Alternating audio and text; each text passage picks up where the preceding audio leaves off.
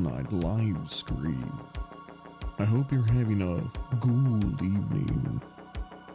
I'm your hooded horror host for the evening. 11 months, let's get that 5k goal. I am here for the positive chaos. Devilish face, alien monster, purple heart.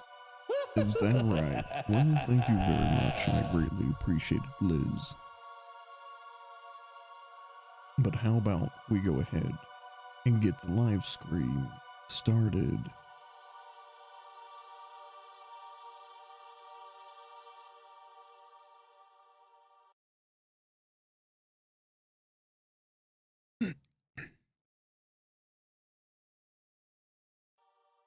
Ah, there we go. Wait, is this right? I don't feel like it is. It's not positioned correctly. It might be because I've got my new phone set up. I think that's what it is. Someone hired this man for VA work. I mean, we're working on it. Yeah, nope, it just sounds like this is where I am. Well, that's weird. I don't know why it has me positioned incorrectly. There we go. We should be good now. Maybe a little bit more. A bit more back. Perfect. Looks good. Ah yes, the only type of ASMR stream I can stand. A Cab 40k one. Well... Somebody just drink the Kool-Aid. You are where you are, and there is no disputing that. I don't think I'm going to. Somebody just And drink Hexatious, thank you very much for the 6 months. I greatly appreciate it. And Gymnast, thank you very much for the 2 months as well. Desi Desire, thank you very much for the frightful follow. And everybody who has followed, welcome into the live stream and the Cult of the Violet Side. Will you be sipping on Pilk during this fine live stream? No, we're going to save that for Monday. However, we did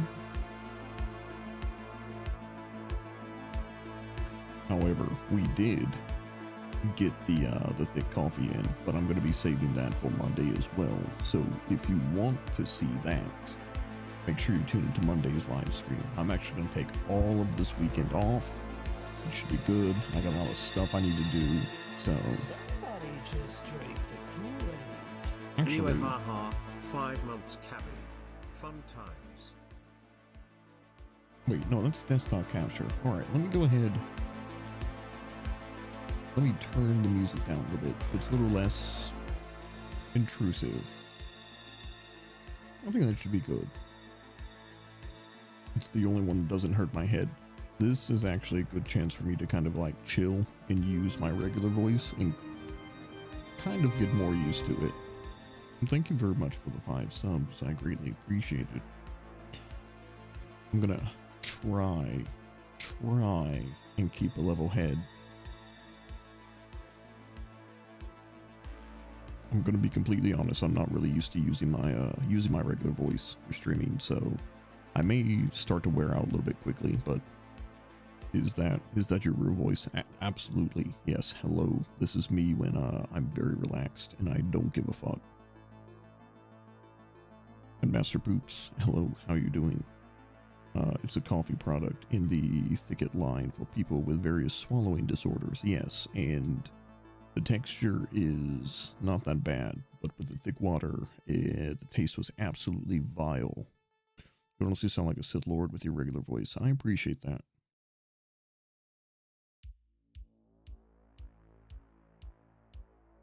The problem with my regular voice though is that when I use it, I get a lot of phlegm because it's very gravelly. So I have to constantly like clear my throat.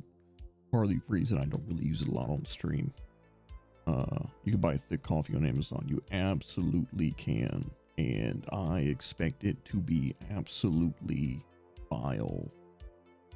I think it's probably going to be something I am very much going to regret.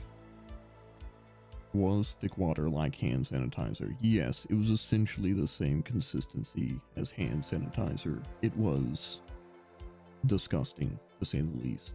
The texture itself wasn't that bad, but actually it was the taste. It tasted like wet cardboard and disappointment. This is your normal voice. You've got crazy range, dude. Well, thank you very much. I greatly appreciate it. I have issues with my regular voice, but that's also because I'm very gravelly because of lung damage and shit like that. So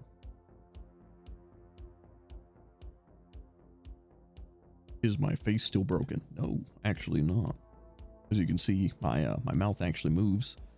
I'm tinkering with the new iPhone. It showed up today, so we'll see how it goes. 2 cam streams in a day. It must be my lucky day. I mean, we did hit the sub goal, so I do have to fulfill it. Oh no, oh no problem. The difference kind of fucks with me, and I've been around here for a bit. Yeah, I enjoy it.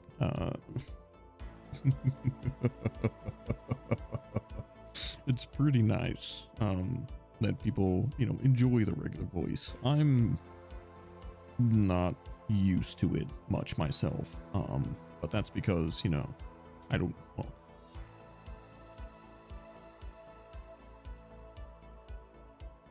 I don't, I say I'm not used to it. I'm used to hearing it like when I'm talking with other folks, but just like hearing myself.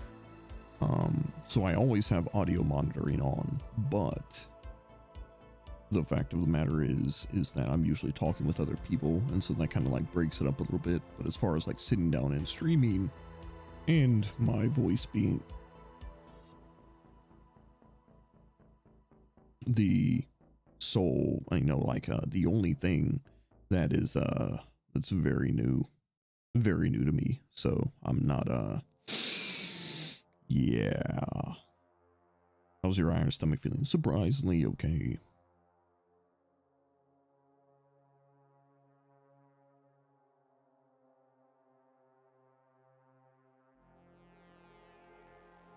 Hey Gab, I'm a fan artist. Is that V-shaped dragon looking thing on the front of your cloak a separate belt? You mean this? Or are you talking about the stoles?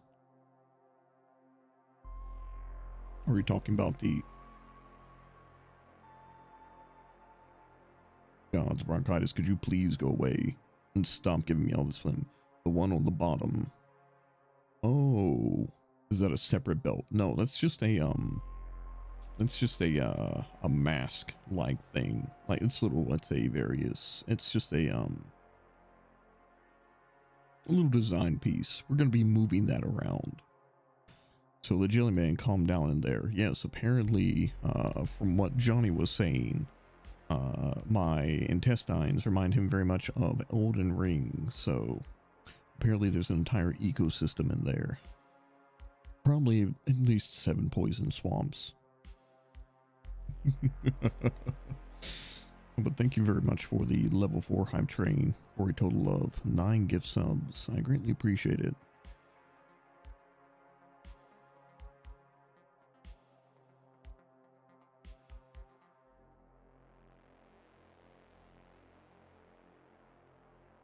Have you caught any Dark Tide footage? I was actually watching Lena play Dark Tide with Tectone and Kraken and Lawman. So it's actually looking pretty good. I'm super excited about it. I actually want to try. I'm really looking forward to Dark Tide coming out. Insultingly? No. It's not insultingly low. Look, this is a lower energy stream. It's not going to be for everybody. We're going to talk about 40K. We're going to chill out. It's going to be a nice evening where folks can relax. We can have a good time. that thick water help you Elden Ring? Probably not. But yeah, no, like I don't expect, like, besides, let's go ahead and be honest. Folks went absolutely wild today already once. So, you know, I'm super thankful for any support that anybody gives out. I'm gonna go ahead and say I am tired. And so you're gonna get, you know, my tired voice, you're probably not going to get as big a reaction out of me. I'm a bit worn out because after stream, I went and I played Fortnite with Seth and WARHAMMER and Secret.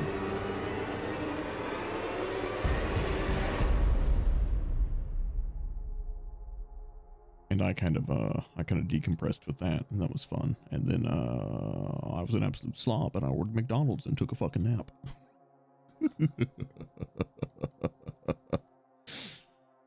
Cab, hello DJ, how are you doing? And thank you very much for the raid. I greatly appreciate it. I hope you had an abominably amazing stream. The Goober Squad is here.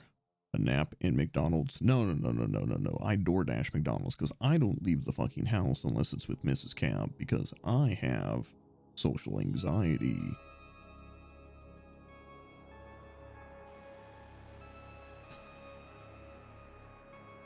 You wear a fez, Sir Mindboggler? I mean, like a fez can be cool. I can appreciate it. I'm doing good. Late night, brain rot vibes. Oh, that's definitely vibe. I thought you said you go do groceries. I order groceries. Sometimes I'll go out and get groceries, but like, I'm kind of a house troll. Oh my god, Cap is live for Aussie hours. Yes, Goon, I am. How you doing? Who doesn't own a fez? I actually don't own a fez. I don't really own any hats. I got a big fucking head because I'm a big fucking guy. Like I've talked about it before, but I had to go and when I was in the military, I'd have to get like, I think it was like not the largest size, but like the second largest size that they would regularly have in stock. And like, 'cause my head was so fucking big.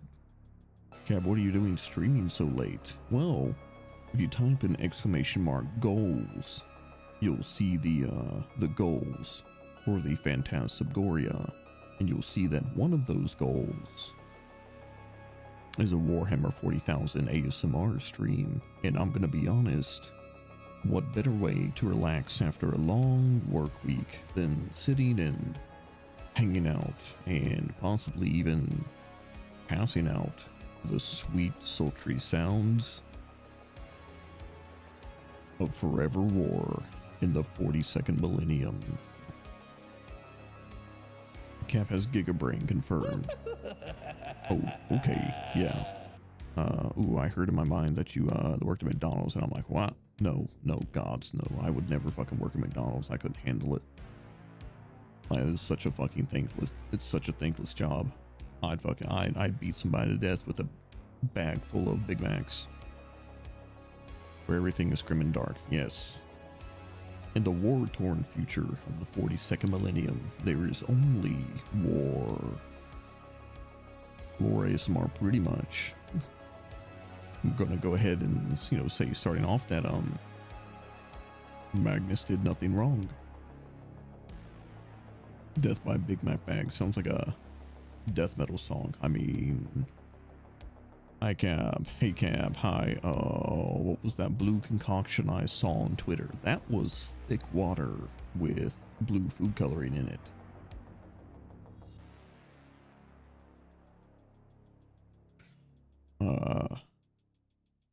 Also, Cab, since you're doing an ASMR Warhammer stream night, maybe you could turn down the volume to match that ASMR cozy vibe.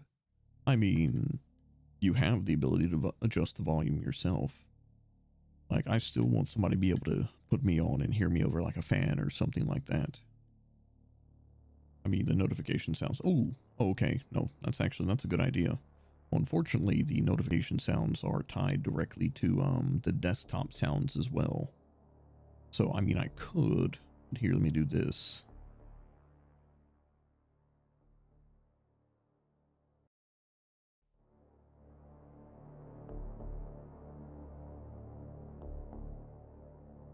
All right, we might be good with that. Actually, turn that down for myself a little bit. How's that? I've turned down notifications a little bit. Let me know if they're still a little bit loud. I'm probably gonna have to readjust those after stream. The only Magnus I know is TTS 40k Magnus. Well, if folks are interested, we can discuss the Thousand Suns. When do you drink the thick water? I drank it today. So if you want to, you can go back and look at the VOD from earlier today, and it should be there. Magnus did nothing wrong, you say, but he was a psyker, which is kind of frowned upon in the Imperium. Only because you had bigots and hypocrites like Lehman Russ and Mortarion.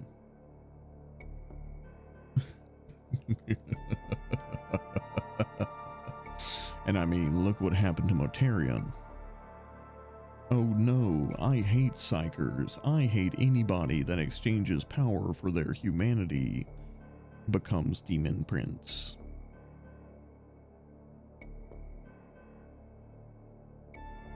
Lehman Russ did nothing wrong. I'm sorry that you have the wrong opinion. I hope you get better. Bruh, he destroyed the Great Wall of Warp. He did everything wrong. He only did that because the Emperor didn't tell anybody what was going on.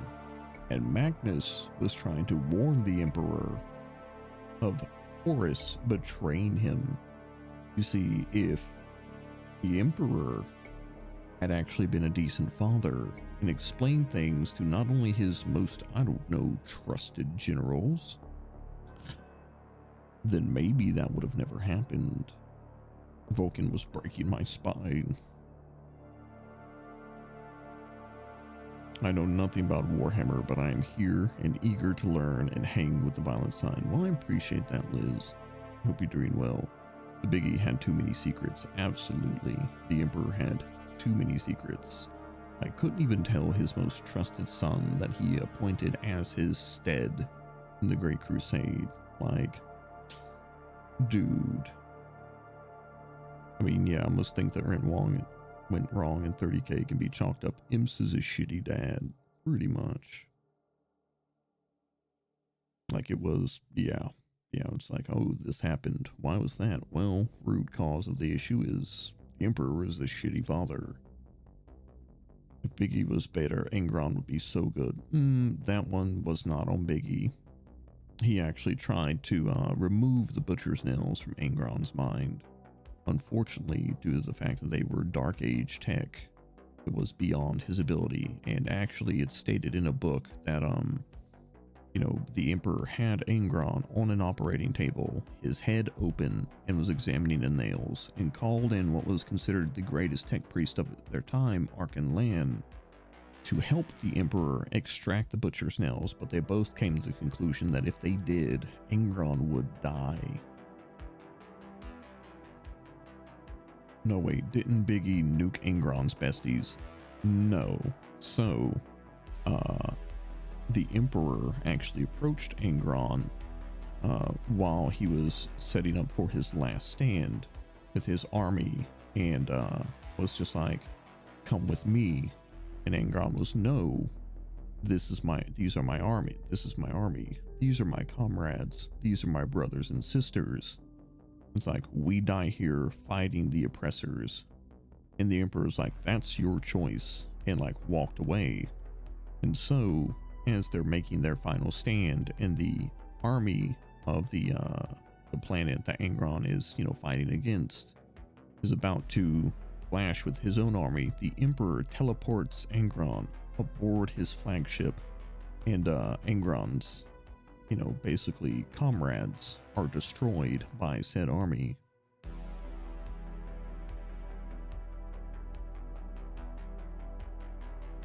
A broken Primarch is better than a dead one. I mean, you say that, but we still have the two lost Primarchs. Angron got a raw deal from beginning to end. Oh, absolutely. Like, that's one of the things that I don't think a lot of people realize is about Angron. Angron is one of the ways that Angron is framed is that all Primarchs have a aura about them, a almost godlike aura. And for a mortal or even a space marine to stand, you know, in the face of a Primarch is an act of supreme will. Like, it's something that most can't do. You know, you have some like, oh god, well, not even Sigismund. Well, I mean, Karn was probably one of them, but generally, yeah, all Primarchs had that, except one. And that was Angron. Because you see, it's hypothesized that each Primarch has an aspect about them that is, you know, essentially an enhanced shard of the Emperor. And it's hypothesized that Angron's is the Emperor's humanity, his ability to work with and, you know, mesh with other people. Angron was allegedly supposed to be probably the most human of all the Primarchs.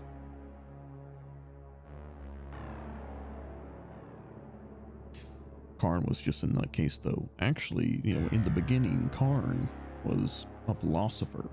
He was a philosopher. He was a diplomat. He was a negotiator. Before he got the Butcher's Nails, you know, he was one of the ones that would, you know, was the, you know, what's the word? Eriquary?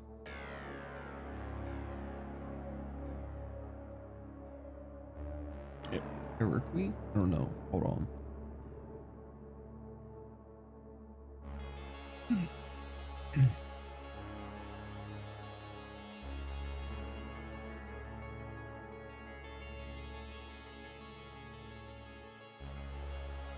Equerry. There you go. That's what I was looking for. Yeah. So actually, so during the Crusade, Karn served as Angron's equerry, often acting as a voice of reason that cooled the Primarch's bloody rages. Like other world leaders, he underwent extensive surgery, increasing his aggression, such that he now finds joy only in killing the enemy. His love of killing is so great that he actually had a kill counter installed in the lens of his helmet. But before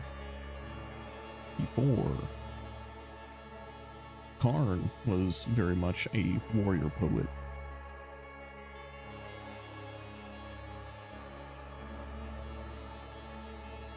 And that's one of the cool things, is a lot of people know the 40k iterations of characters, but they don't know how they wound up how they did. So I actually have the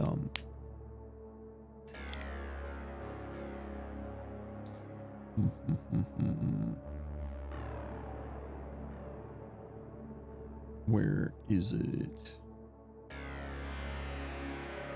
I'm trying to find a source. No? Wait, is it Lexicanum? I don't remember. What happened to Karn because of the heresy is the saddest thing. Essentially, yeah. But see, here's the thing. What you don't realize is that Karn wasn't just friends with folks like Argel Tal, which was the first of the possessed Space Marines, or possessed Chaos Space Marines. He was also friends with folks like Sigismund, the right hand of Primarch Rogel Dorn, the Templar, one of the, you know, probably the greatest duelist among the Space Marine chapters, or legions. Good lord, I just googled Angron and I feel so bad for that man. He looks like he is living in constant pain. That's because he is. You see, the way that the Butcher's Nails work is essentially they are machines that are hooked up to one's brain and nervous system. And At any point in time, should the brain feel any emotion other than anger, they cause pain. And so it's quite literally, what's the word I'm looking for? What is it when like you do a thing and you get trained to do a thing? Pavlov. It's a, you know, like lost dark age of technology machine that Pavlov's the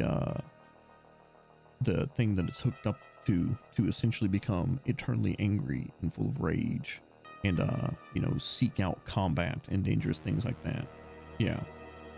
And so like that's quite literally what Angron has in his skull or conditioning. Yeah. So yeah, quite literally, like Angron at any point in time, should he feel happiness, sadness, you know, like melancholy, anything like that, he is in pain. Not like, oh, he's being shocked. I'm talking like deep nerves on fire, neural pain.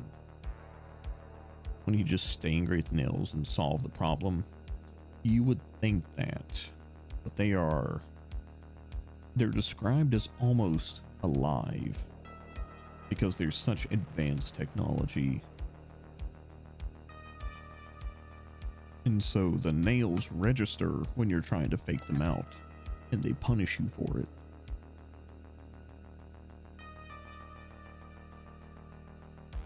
So as there was no way to remove them, he had to get used to them.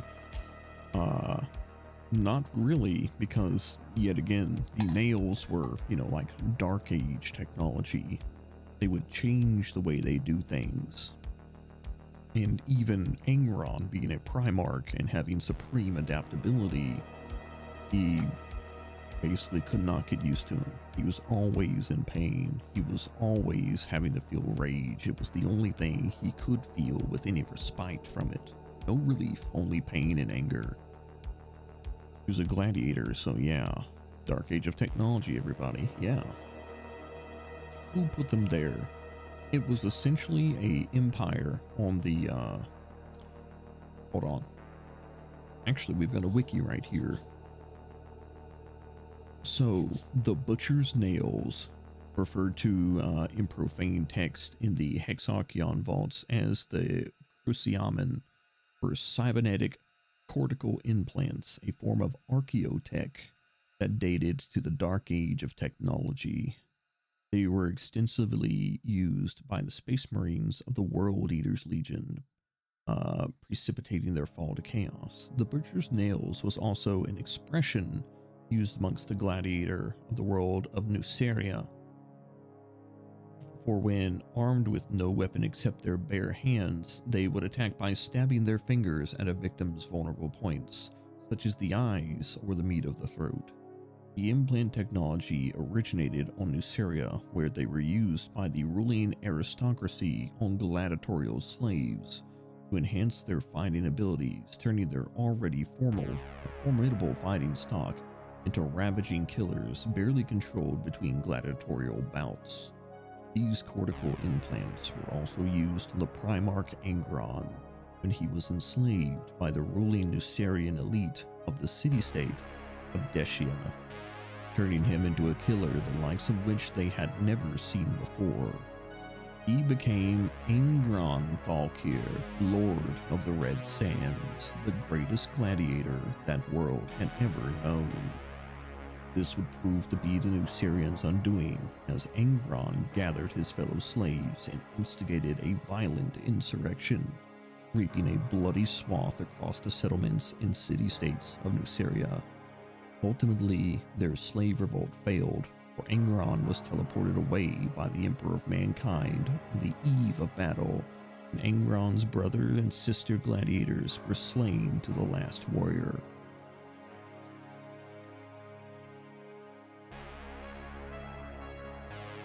Also, your face is fixed. Yes, it is. Can we also mention the Salamanders, the most human section of the Space Marines? Yeah.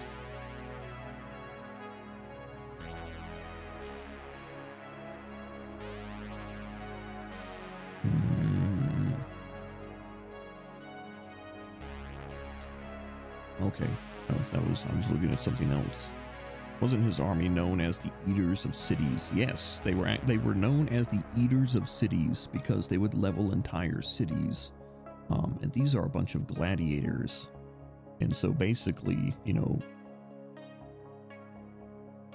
later on, when Angron became Primarch of what was the Warhounds at the time, he renamed his legion that was crafted from his genetic makeup to the World Eaters, or the Eaters of Worlds.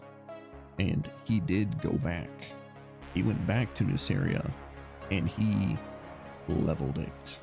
So in the end, he did have his revenge, but unfortunately, his path was already set. Maybe the captain from Galaxy in Flames. I don't think I quite remember them. Also, is it okay if I go to sleep with this on the background? Leave yeah, alert, because your voice is relaxing to sleep, dude. By all means, that's what we're doing it late night for. Hey, Vulcan only burnt that Elder Shower because Conrad Kurz was coming. Yeah, it was human except for the flamers. I mean, yeah, was he driven mad by the nails before or after this point? It's assumed that he was, you know, he was already kind of like driven mad to a certain extent. Like even a Primarch, you know, Primarchs are byproducts of the dark age of technology, because you have to realize the fact of the matter is that the Emperor is ancient. He is tens of thousands of years old. It's alleged like that, you know, major historical figures of legend were the Emperor. And so, you know, like if it were to be in our own timeline, you know, like the Emperor is, you know, walks among us, and, you know, then, you know, as it goes forward into the future, eventually he's like, I'm tired of staying in the shadows and watching humanity dig itself over. I guess I'll become I guess I'll lead them myself. And so he winds up adopting the name the Emperor of Mankind. The World Eater's captain caused Angron to ruin Isfahan 3. Did he level worlds like Ball's about to level the blue goo? The Emperor's a zoomer. Oh no. The Emperor is playing Fortnite right now and he's hitting the gritty on some iPad kid. Isn't the only reason the Emperor's alive because the orcs believe he is so badass? No, he's actually sustained by the Golden Throne. Like, it's actually been confirmed that the Golden Throne will fail in the next 100 years, more or less. The Mechanicus actually reached out to, of all people, I mean, of all factions, the Drukhari, or the Dark Eldar, also known as, you know, Cenobite Elves. You know, the remainders of a, you know, like hedonistic civilization that fucked a god into existence. Yeah, fine, I'll do it myself, essentially. Wasn't the Emperor going to wake up? No, so the Emperor is, it's supposed that when the Golden Throne fails, his physical body will die, and nobody knows what's going to happen. Whether he will wake up and restore himself, whether he will shed his mortal form and ascend as like a fifth quote-unquote chaos god, or, you know, like whether he will be, you know, resurrected in another body somewhere. Daemons everywhere. Yeah, I mean, that's the most logical outcome, because then you won't have the Golden Throne holding back the demons from the webway under the throne room in Terra. We have 100 years tops, so time to crunch. So he's basically a brain in a jar right now. No, he's kind of a from everything that we've seen of him, he's pretty much a withered husk. Like, just shy short of a mummy. That'd be a nice twist, the Emperor becoming the fifth Chaos God. Well, it's assumed that he would become the, like, I say chaos god, but it's assumed he would become a warp god of order.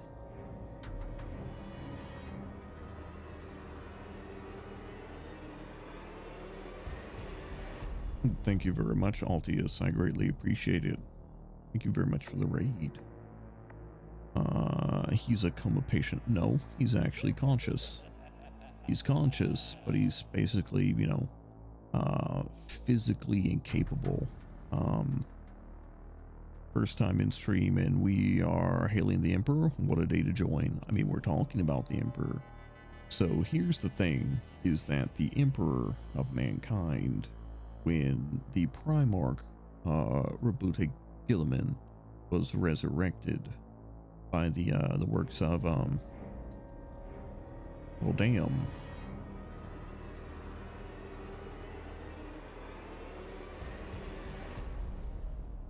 Hi Cab, you're a blink tonight. Wait, who are you? Your voice. Hello Pickle. And all right. Well, I guess we just sit here and we wait.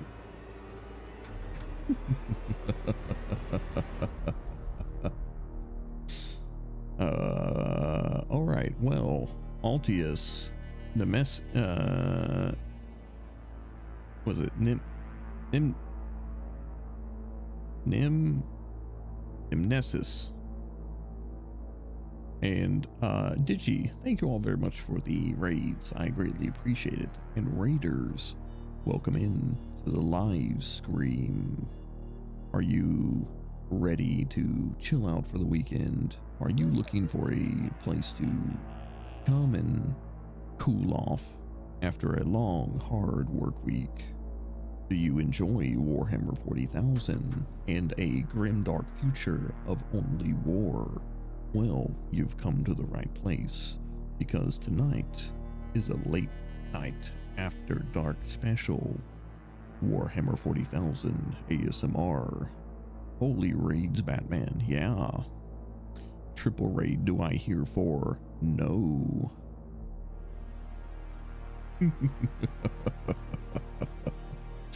Or would you like to learn about it? That's fine too, yeah. I know there's a lot of people who always want to hear, or always curious about Warhammer 40,000, but I was the last one, yes. Oh, were you all collabing? Is that what it was? Did we get hit with the triple raid? Wait, I missed the raid. Good to see you, face card. Thank you very much, Mega Scrub. I greatly appreciate it. Him and I were, me and Digi were playing together. Gotcha. I'm here to learn and vibe. Nope, I was just doing my own thing and I threw my support at you because you deserve it, silly little man. Well, Altius, thank you very much. I greatly appreciate it. And Fortune Smith and Insane Maggot, thank you both very much for your frightful follows. Let's talk about the orcs. They got brain power they don't control. This is true. We tried out Marauders, mostly a lot of fun. Digi got loot. I died a lot. I don't know what Marauders is. Why does it sound familiar? Actually, let me look it up.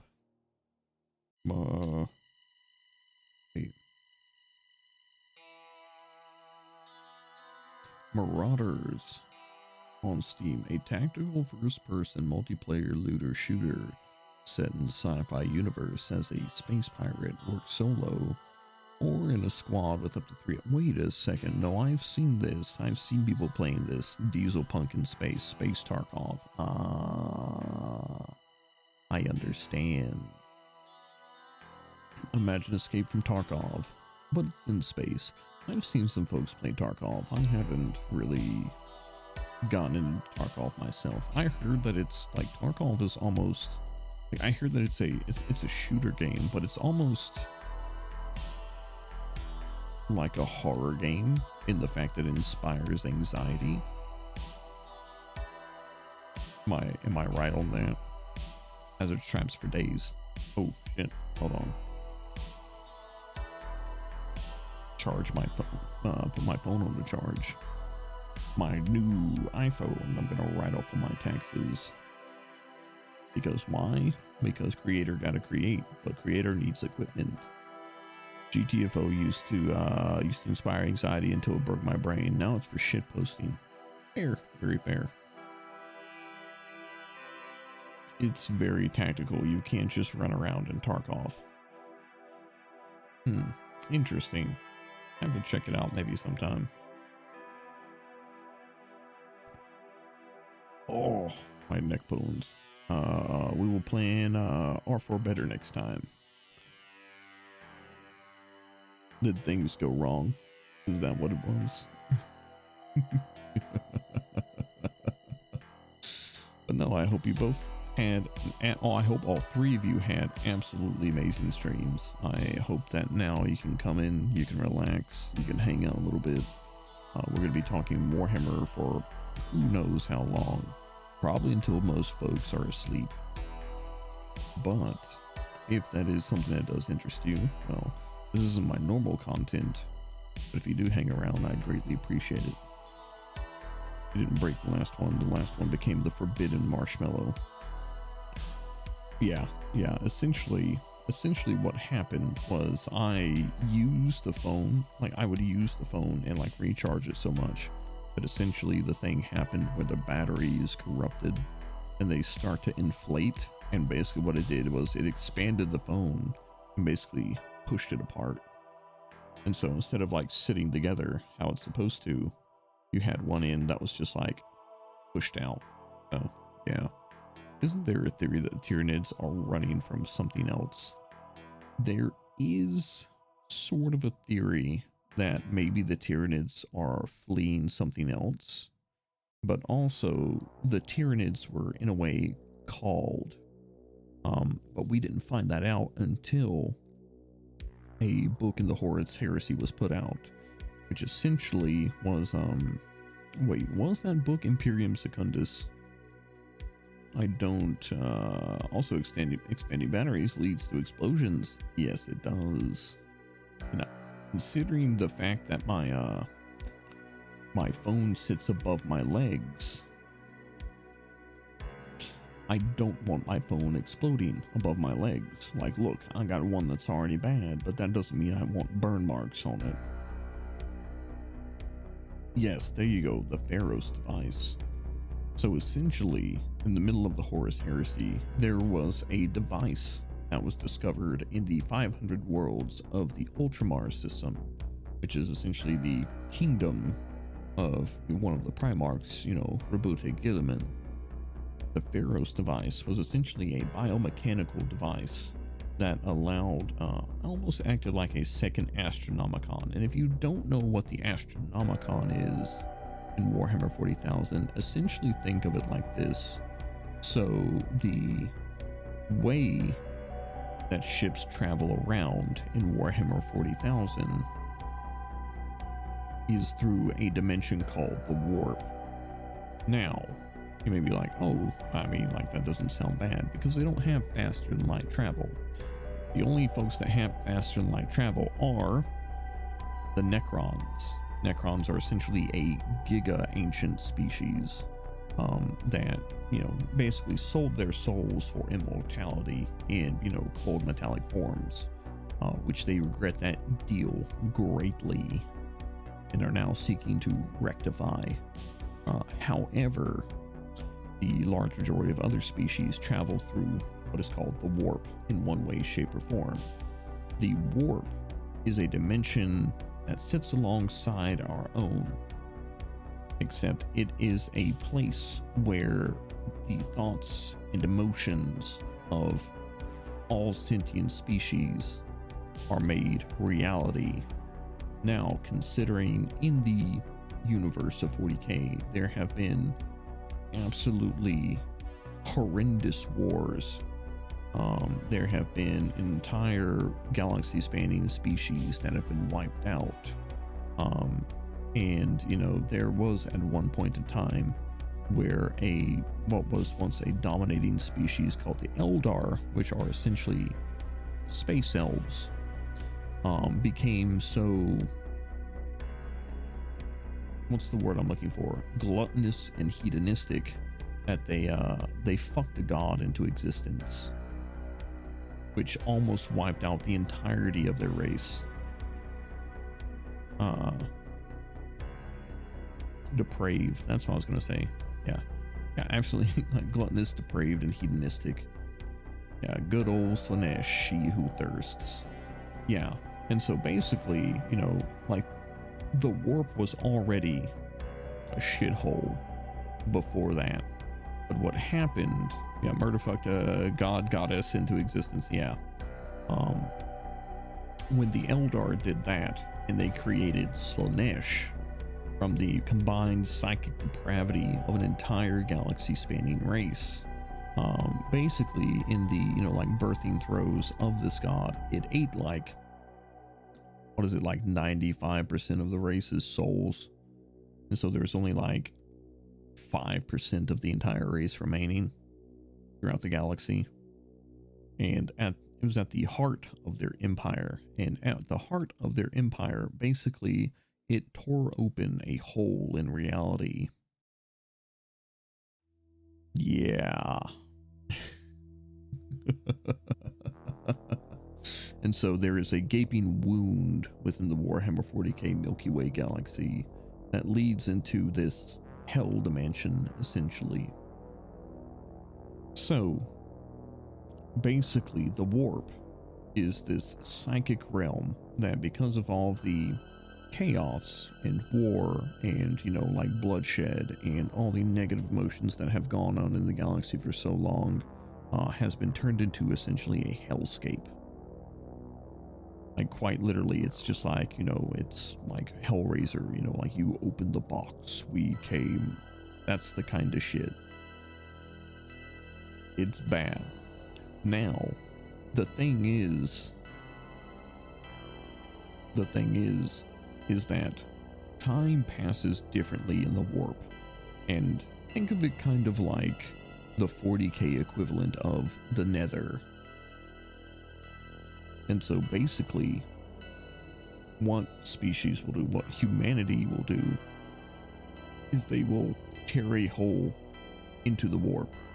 They will activate something called a Geller field, which will encircle their ship in a protective field, which will now not allow warp entities into the ship, and they will jump into space. Now, Event Horizon, essentially a lot of people call Event Horizon like a precursor to Warhammer 40,000.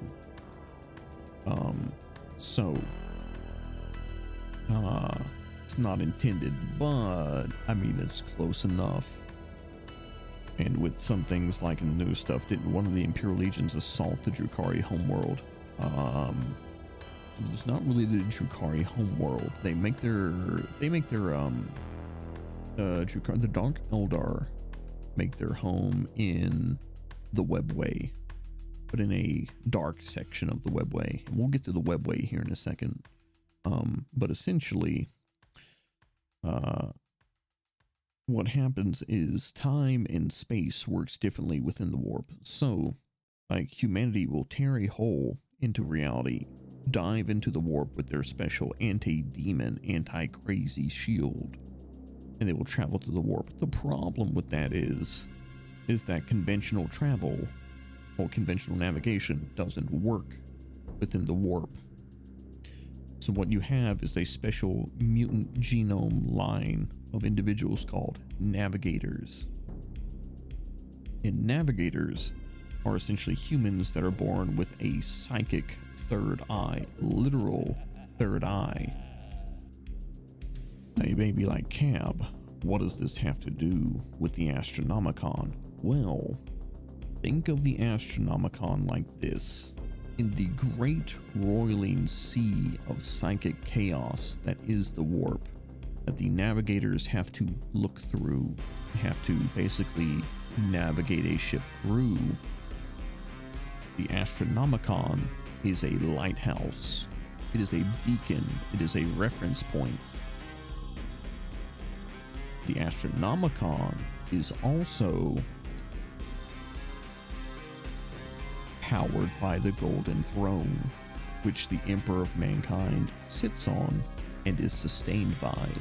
So, not only if the Emperor perishes, will Terra be overrun by demons, because there's secretly a portal into the warp beneath the Golden Throne, which will tie into the webway, but also that lighthouse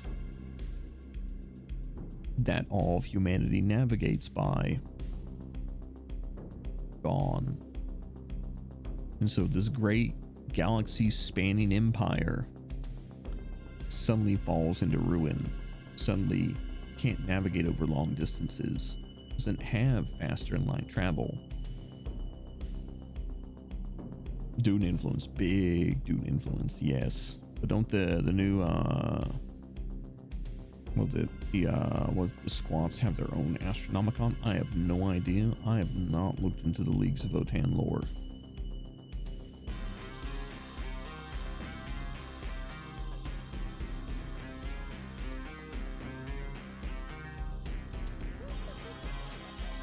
Have you talked about Tyranid faster than light travel yet? They gravity slingshot? Wait, do the Tyranids actually gravity slingshot? I thought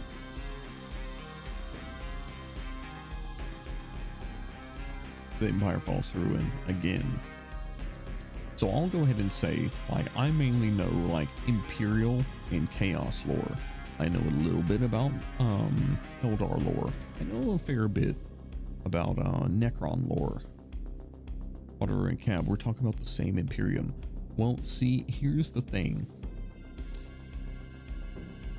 The Imperium may be a rotting, barely functional husk of what was, but it's still barely functional. When the Great Rift happened after the fall of Cadia, where essentially the Eye of Terror was expanded, yeah, things got a little bit more hairy for all those who live in 40K, but it's still kind of functioning. The Tyranid don't have FTO. Gravity slingshot won't get you moving that fast. They're just patient, as far as I know. Yeah, that was my, yeah, functional is the word. Look, it sort of works, but like if the Astronomicon goes out, that's it.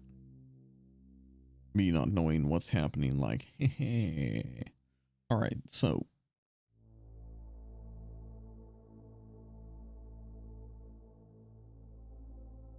Cab is on the Arcanator, guys. Wait, what? Hey, 8% functional is still better than 0%. Exactly. Salutations. Looks like I'm in a cult now. Well, hello, a talking rabbit. How are you doing? Welcome into the live stream. I'm just listening to the noodle uncle tell stories. Yeah.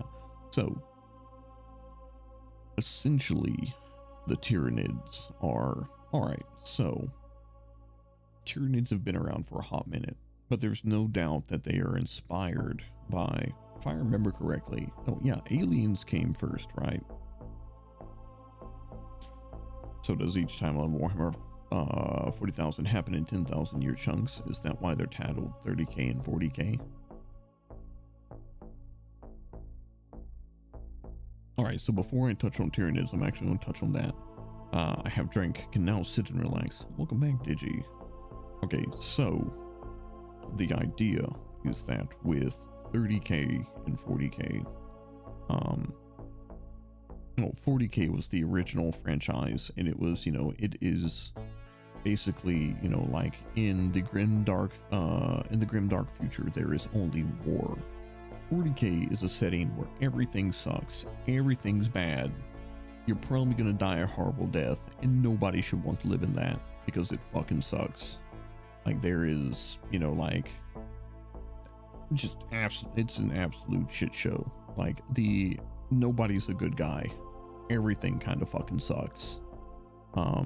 Like, you know, be like, oh, well, this faction is kind of good. It's like, yeah, but they also have horrible practices behind the scenes. Like there's a faction that came out a while ago that's called the Tau, and for a while it was just like, oh, the Taus are maybe kind of good guys, and then it's like, oh wait, no, they practice, you know, like chemical castration on like any allied species that falls under their purview, and it's just like, oh, and maybe their biological ruling class mind controls the rest of them with pheromones. Oof. They what? They sterilize some populations that they gain control over. It's yeah. Jesus Christ. Yeah. Well, I mean, like, you have that. You have the space elves, which, you know, like, murder fucked a god of depravity into existence, and now think they are better than everybody else in the world and are constantly meddling in all the affairs of all the other races. You have a race of sentient automatons, which at one point in time sold their souls to star-devouring gods,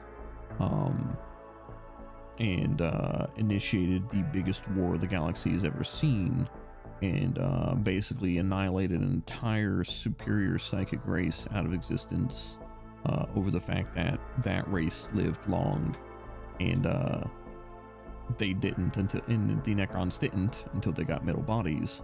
You've got the Spake Sword, you've got orcs, which are basically just, I want to fight, and I want to kill, and I want to eat. So yeah, kind of not good guys in and of themselves. You've got the Imperium, and it's like, oh, well, Imperium, it's humanity, they're good. No, they're absolute fucking gigafascists.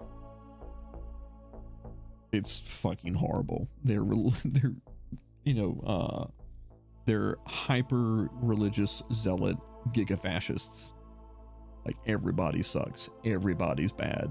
The fucking 42nd millennium is a horrible fucking place. Yeah, the Quarks are literally genetically engineered to fight.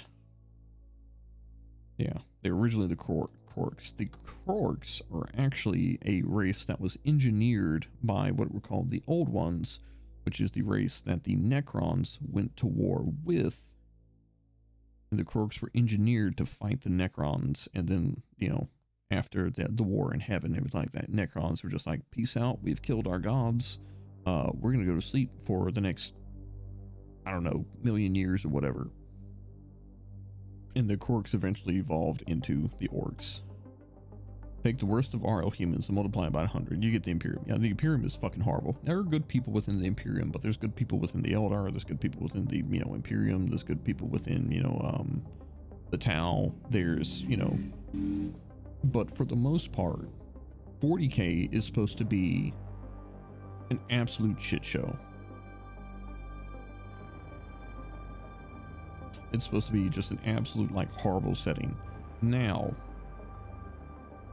then we get into 30K, and 30K, well, 40K is kind of like, there's the Milky Way galaxy, and it's the story of everybody and, like, you know, like every civilization within it, and some that are coming from, you know, outside of it. Oh, I forgot, there's another faction that's called the Tyranids. What are the Tyranids? They're like xenomorphs mixed with the Zerg, and they eat everything that is organic. They eat it, and then they shit it out into more Tyranids. Yeah, think of them like galactic fire ants, and they adapt. Yeah, don't nobody fucking like fire ants, but weren't the Zerg based on Tyranids? So I don't remember exactly, but at one point in time, Games Workshop was going to be working with Blizzard, and if I remember correctly, Games Workshop pulled out, and Blizzard was just like, fuck it, we'll make our own shit. But the funny thing is that at the time, Tyranids looked completely different, and then the Zerg came out, and Games Workshop was like, you know, that's pretty cool. What if we use that idea? So like there's mixing of the two.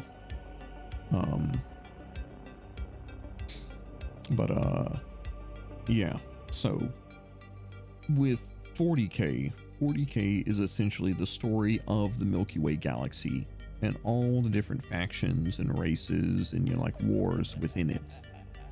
However, 30K is kind of centered more around the Imperium, and it's centered around the founding of the Imperium and an era what was known as the Great Crusade, which was about a 200-year span of where the Emperor essentially conquered Earth with genetically engineered super soldiers that were called Thunder Warriors. However, the Emperor was just like, okay, well, humanity used to be a galaxy spanning race, but there was a big thing. It wasn't the Dark Age of technology. It was the, oh God, what was it called?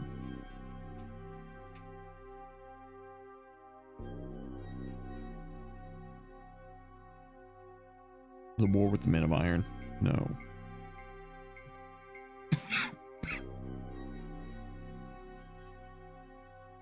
No, it wasn't the Revolt of the Man of Iron. It was when everything was encapsulated by warp storms. What was that called?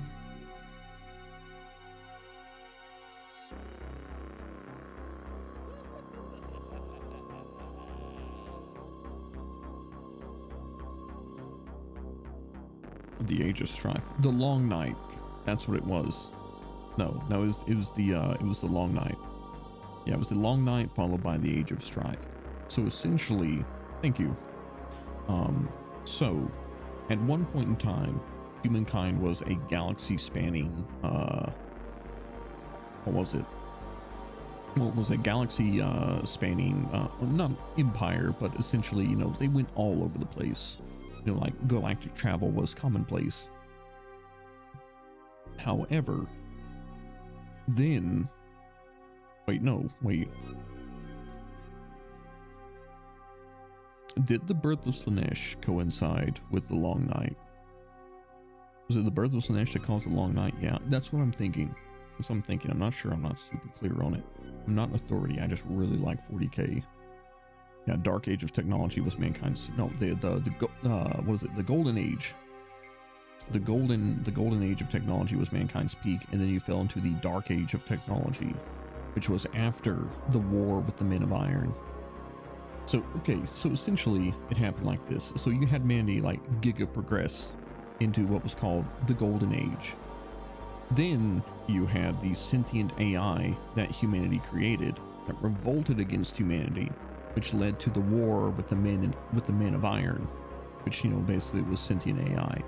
Then you fell into what was called the Dark Age of technology, which, you know, humanity developed whatever it could to stop the Men of Iron, because humanity had become completely reliant upon that. Now, basically, that happened, and then the Eldar, if I'm remembering this correctly, they murder-fucked Slaanesh into existence, tore a hole in reality, and in the process of that, threw the entire galaxy into chaos. Because essentially what happened is at that point in time, it threw the warp into turmoil, and you could not travel through the warp, you couldn't navigate through the warp, anything like that. The warp also became incredibly hostile. Like, for the most part, it was not that bad. But after the birth of Slaanesh, oh, it got bad. It went from just like, okay, sometimes weird shit can happen here, to literally I'm opening the front door to Hellraiser's house. And so basically what happened is during that, every planet or system was cut off from each other planet and system. And the once galaxy spanning empire of humanity fell into what was called the Age of Strife. And basically a lot of planets lost technology, a lot of them, like went backwards, everything like that. It's, people forgot how shit worked. You know, some places, you know, regress to like, you know, Unga Bunga, you know, rings stick together. Some places, you know, like devolved into like feudalistic societies. You know, like others evolved into like, you know, whatever. There were a few holdouts. There was the was it the Idex? I don't remember. Like, there were a few like human civilizations that did hold out through the Age of Strife and even like made more advances.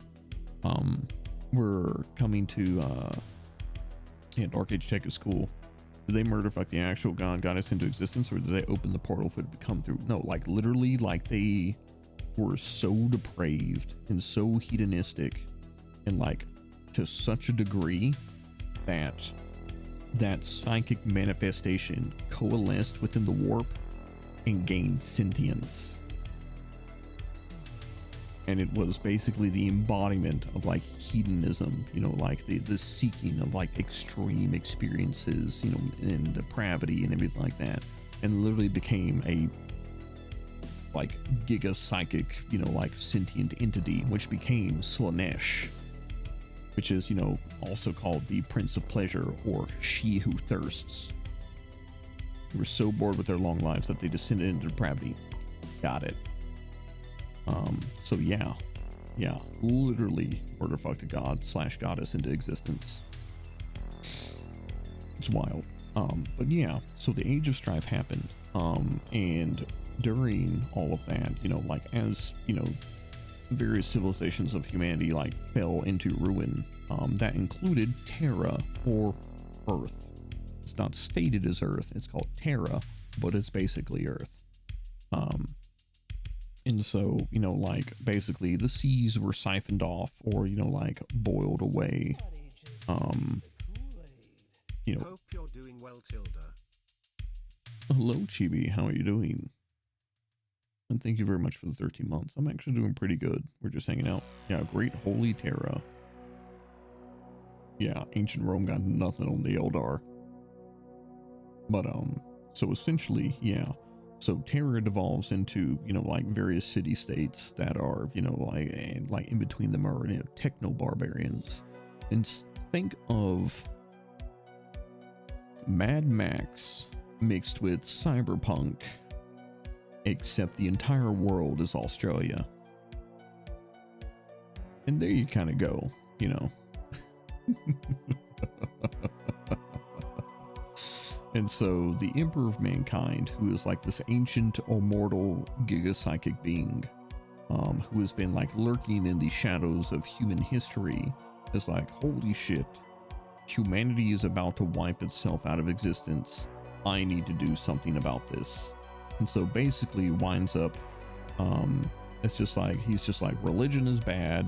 We're only going to rely on science. Because here's the thing, is like the Emperor is like the most powerful human psychic in existence. The Emperor is actually, from what we know, or what is alleged, is that like in ancient times, like when the Necrons and the Old Ones were still around, like humanity was created by the Old Ones. And, you know, like they had super giga psychers early on.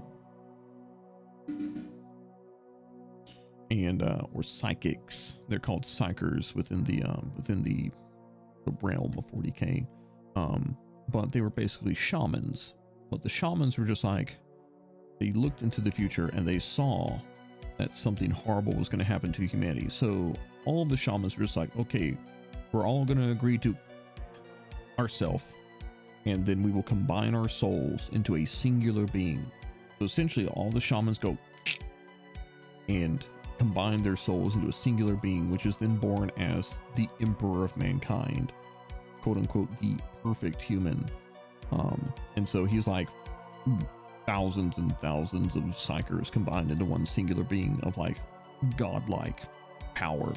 And it's alluded that, you know, he's like Gilgamesh, Jesus, Buddha, whatever thing, like any like big mythological, like legendary hero or figure, or like, you know, like prophet, like, you know, or Messiah like character. It's alleged, you know, it's not full out said, but it's alleged, you know, that's, you know, the Emperor. because he can look however he wants, because he literally just projects how he looks into somebody's mind.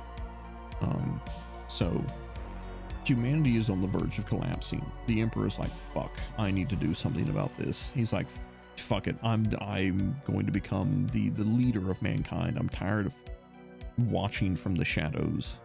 And so he calls himself the Emperor, and he goes about conquering all of Terra and setting himself up as the Emperor. Since he's been alive for so long, and he has learned all of this technology, and he is like giga intelligent. He's like, okay, well, I've conquered all of Earth. Now I'm going to conquer the rest of the galaxy and reunite humanity, and usher in a new golden age, led by me. And so what he does is he crafts 20 beings from his own DNA, that are called the Primarchs. Don't forget the Massacre of the Thunder Warriors. I mean, like, we can talk about Massacre of the Thunder Warriors later. The Thunder Warriors, who cares?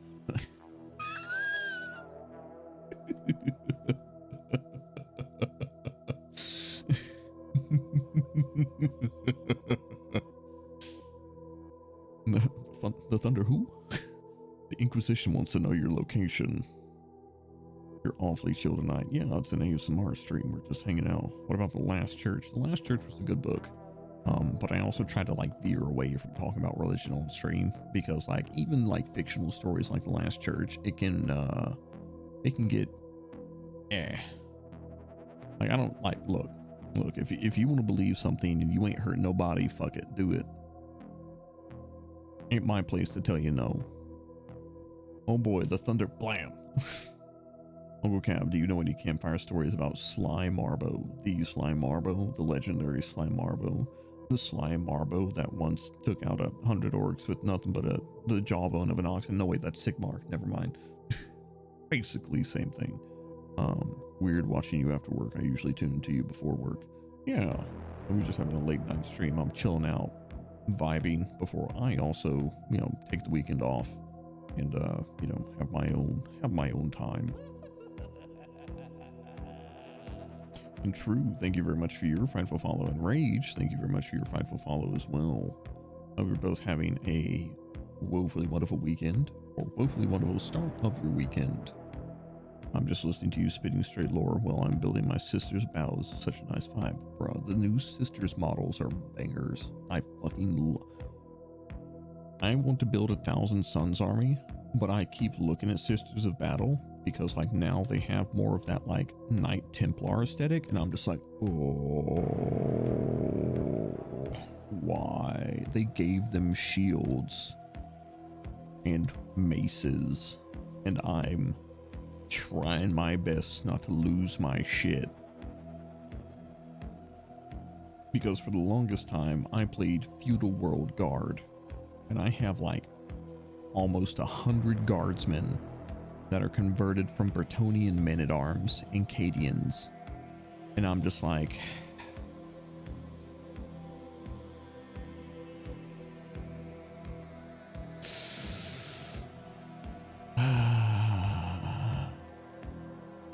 but I think what I'm gonna do is I'm actually,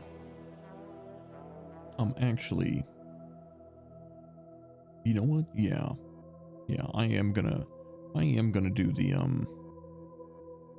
we probably won't start it until the end of the year, unless we hit the sub goal. But next year, what I want to start doing is I want to start doing Warhammer 40,000 painting streams, and it may even be something that we do later at night. Maybe like, oh, like Mrs. ain't home or something like that. And I'm just like, oh, I need to, I got models to paint. Let's have a painting stream. Tabletop or digital game? Tabletop. Because I want to paint an entire 1,000 Suns army. And actually here, I showed the color scheme that I want to do on Twitter. Let me see if I can pull that up real quick. I actually had two options.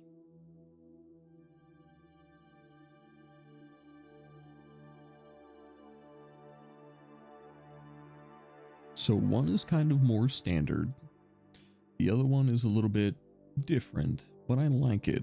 But I worry about it. Is that it? There we go.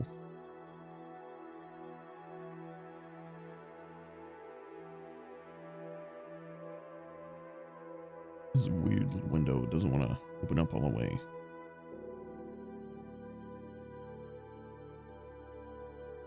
Yeah, so this is my first option. I'm going to play really bad against you. So one of the things I've been thinking about is actually playing on a digital tabletop, whether it's through, what's it called? Tabletop Simulator, or, I forget what the other one is. It starts with a V. So this was the second scheme that I came up with, which is it's kind of more sandish. You know, it screams all this dust. It's got the purple and black on it, and it's got the orange. So, you know, it goes really well. Like it would be very much mine. But this would also really, really stand the fuck out. And what I'm worried about is that if I were to do this, like the sorcerers, for example, have a lot of elements on them that are like bone.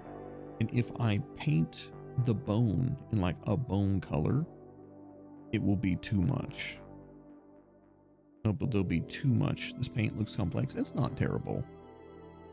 It's actually not terrible. I think the sand requires, yeah, that's the sandy bits are 2 colors with a wash. The black is 2 colors with a wash. The purple is 2 colors with a wash. And the orange is 3 colors. So in a grand total, like, it's not terrible. And then there's like gunmetal. The bone color would be kind of blend in, wouldn't it? It would, and that's what I worry about. But then we also have this.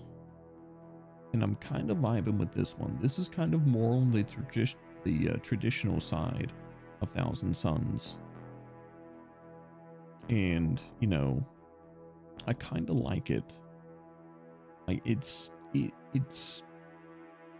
not super custom, but it's just custom enough. Yeah, like a teal armor. Yeah, they have like a blue, like teal armor. I like kind of, so it's supposed to be blue, but it has like a bit of green to it, like just a little bit, but I like leaning more towards it. Do you kit bash? I used to kit bash a lot, not so much anymore. That's also because most of my time goes into streaming, the community, everything like that. Why is Armin a bad singer? His throat's a bit dry. Armin is an aerobic marine, Zozo, god damn you. But yeah, so these are what I'm looking at. And what I actually want to do is I want to paint up an entire Thousand Suns army on stream. I'm talking, probably that would come out to like 20 rubrics, 20 Scarab Occult Terminators, 3 Exalted Sorcerers, a Infernal Master, a Ozic Armin, and a, I don't know, like a, probably another Sorcerer and a Sorcerer and Terminator armor. So in the grand scheme of things, not a lot, a little over 40 models. And that would be more or less a 2,000 point army. And then like later on, could go ahead and like, you know, like paint up the rest of the army. Like say if I wanted like, oh, there's a Mauler Fiend that I want to do, or I want to do a Forge Fiend, or a, you know what? Vortex Mule, true. Do Vortex Mulus Beast. What I want to do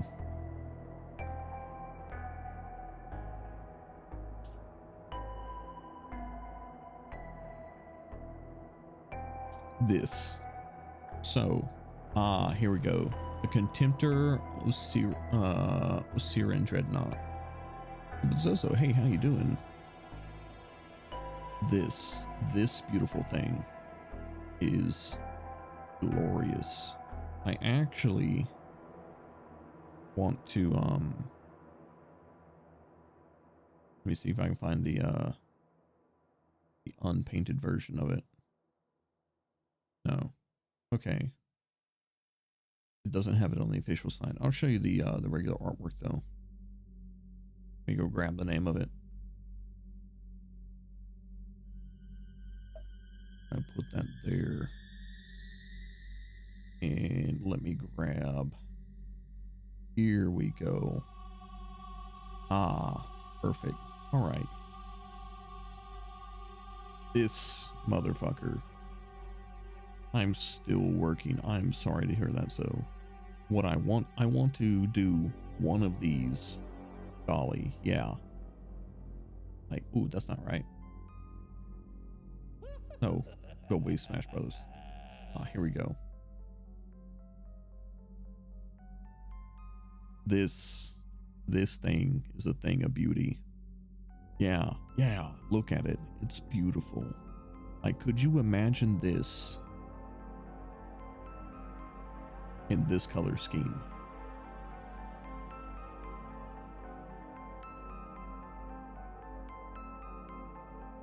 That would be hot. Have that as like a centerpiece model alongside like Ozek Armin. Yeah, the Psyker Dreadnought. Unfortunately, like here's the thing. Here's what I'm hoping. I am hoping. I really hope. Because 9th edition is apparently coming to a close. Apparently, from what we know of Games Workshop, is that 9th edition is actually starting to get wrapped up. Why is he missing an arm? Because normally, so you get this arm. Hold on. Yeah, you get this arm with it because it's a special arm that is exclusive to this Dreadnought. Because it's got a cool, like, you know, Kopesh blade on it. But what you do is normally you get, you know, like different weapon arms that will go on. So like this one has a double auto cannon. And so, yeah, and you can magnetize that, so you can take it off and pop another one on and stuff like that. My friend is almost finished his Thousand Suns army. It's pretty cool looking. Yeah. So, you know, like, yeah, and you can take like, the cool thing about this is that it's resin.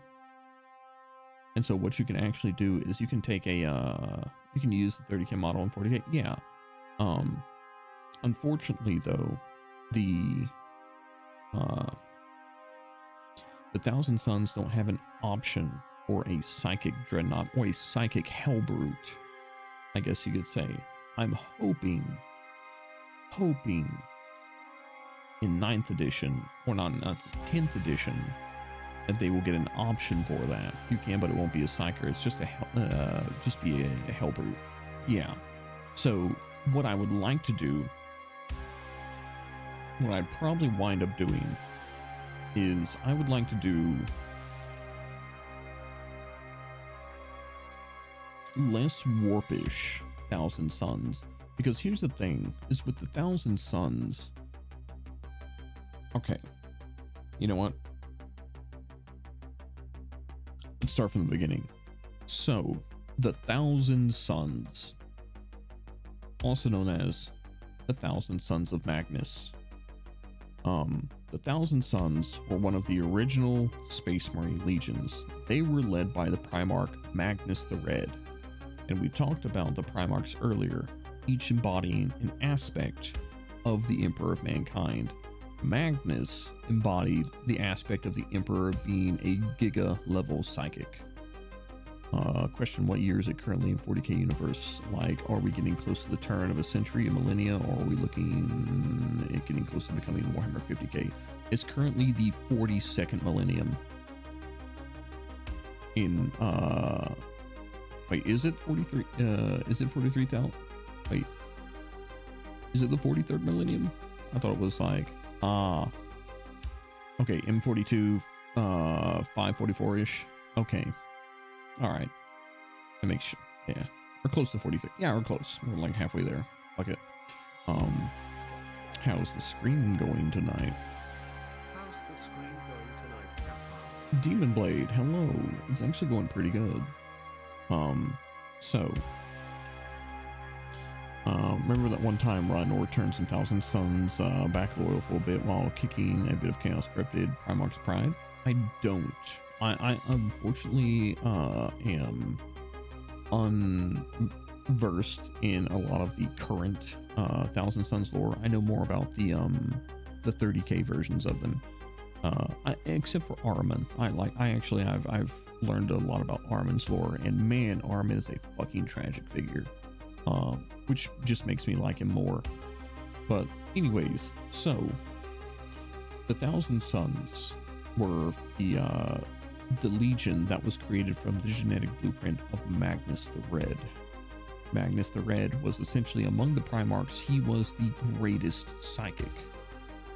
He had all the powers, like literally. Okay, so have you ever played chat, have you ever played what was it? It was the one Star Wars game, and you played Star Killer, and basically you stop a Star Destroyer with the Force. Well, which game was that? Force Unleashed. All right, so you look at Star Killer, and he's just like, I'm gonna stop this crashing Star Destroyer with the Force. Magnus was able to look up in the sky, be like, there is a 2-mile long ship in orbit, and he would pull it out of orbit and make it crash into the earth. That was Magnus. That was the kind of bullshit that Magnus could pull. So he was a giga level psyker. He could give it a little squeeze. Yeah, the man could essentially crush a 2-mile long battleship in orbit. It was it's wild. But so that the Thousand Suns in and of themselves were oftentimes inclined to being psychic. Hold on, let me read this. So to put it simply, this dreadnought called Rhinor got stuck in Isfahan 3. He made a device that served as a beacon. This attracted the attention of Magnus, who sent some of his boys to investigate. They find Rhinor, who is of the Emperor's children. Oh wait, that Rhinor. He remains uncorrupted. His Primarch, whose name I forgot, comes to try to get him to chaos, and dude not only rejects him, but he insults him to his face and blows up a virus bomb right in his face. Chad move. Chad move. Emperor protect Rhinor.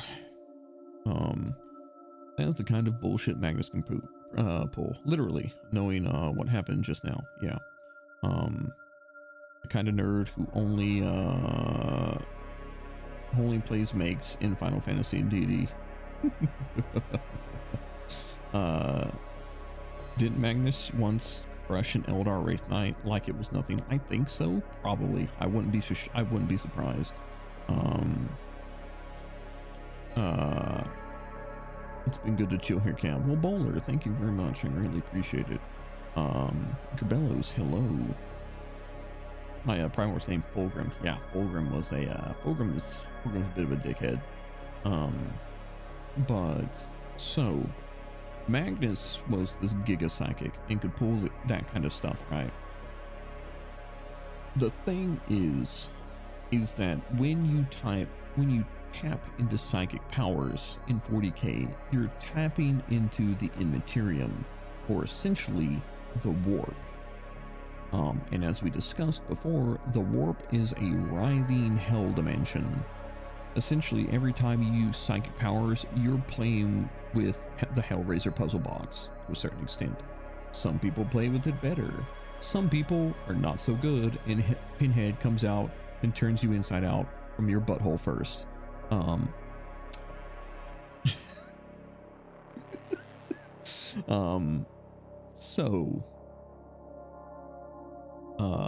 With the Thousand Suns being, like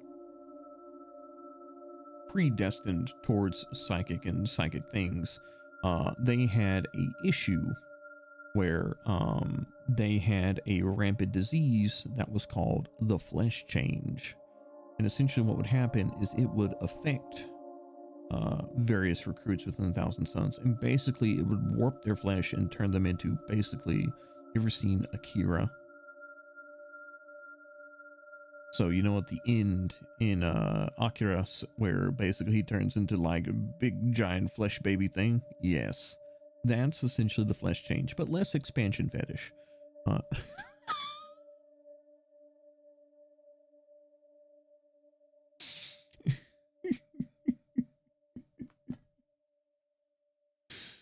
Oh, the most cursed ASMR on Twitch. There you go. He's talking about the Dark Elder for like 2 seconds there with the Cenobite. You're corrupted. Shh. Don't tell anyone. To put it simply, the Thousand Sons bite the dust. Ha ha ha. So anyways, the flesh change is something that affects their entire legion. And it's basically the legionaries, or the soldiers of the Thousand Sons Legion, are dying off faster than they can create new Space Marines until they find their Primarch, Magnus, who has been, you know, like cast out into the warp, and he's been lost, and they had to go out and find him and everything. Blah blah blah. That's a whole nother story. We'll get to that. But Magnus essentially stops the flesh change. At that point in time, though, there was maybe 1,000 Marines left, and so they were renamed the Thousand Sons.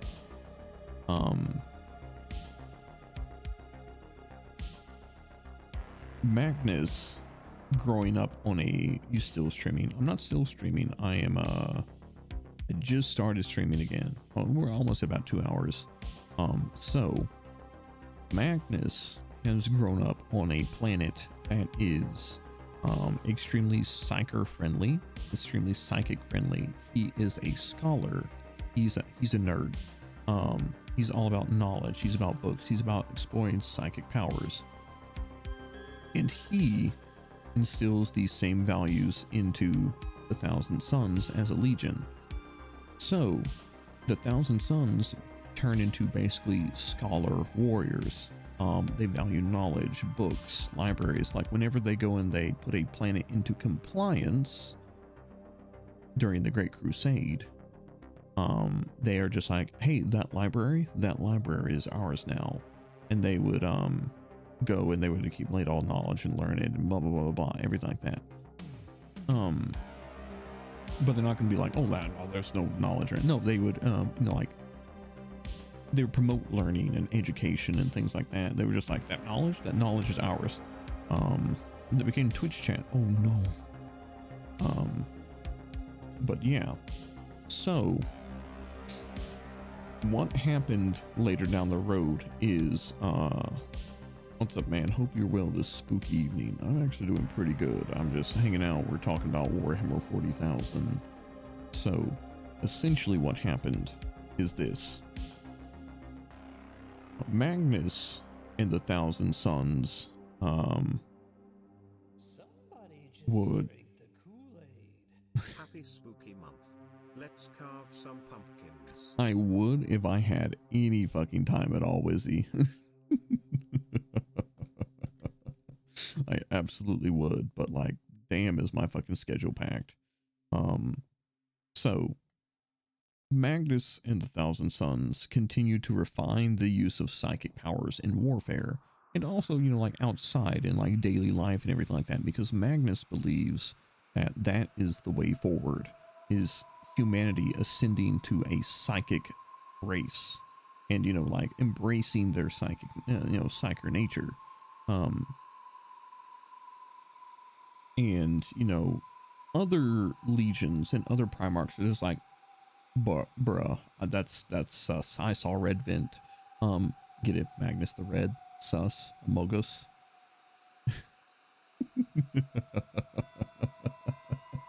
But no, they distrust psychers.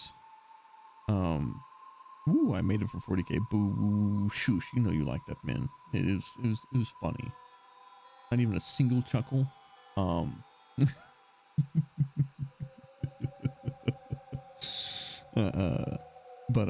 So they distrust psychers. They don't understand it. They don't, you know, it's just something they're just like, no, just no. What are your thoughts on the Dark Angels?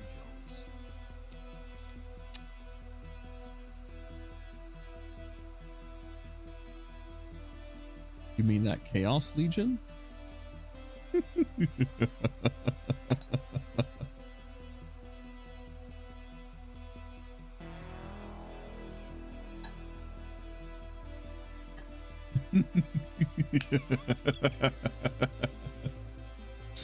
No, I think the Dark Angels are cool, but I like God, what's his name? The head chaplain, the Master of Sanctity. I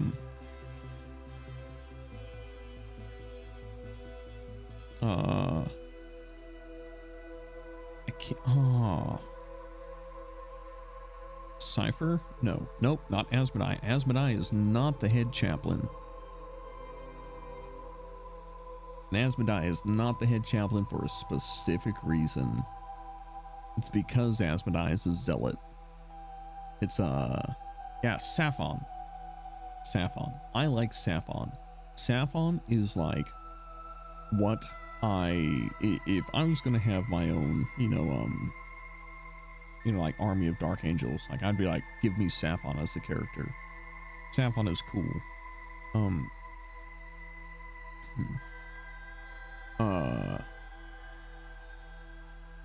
Hope you have a wonderful evening.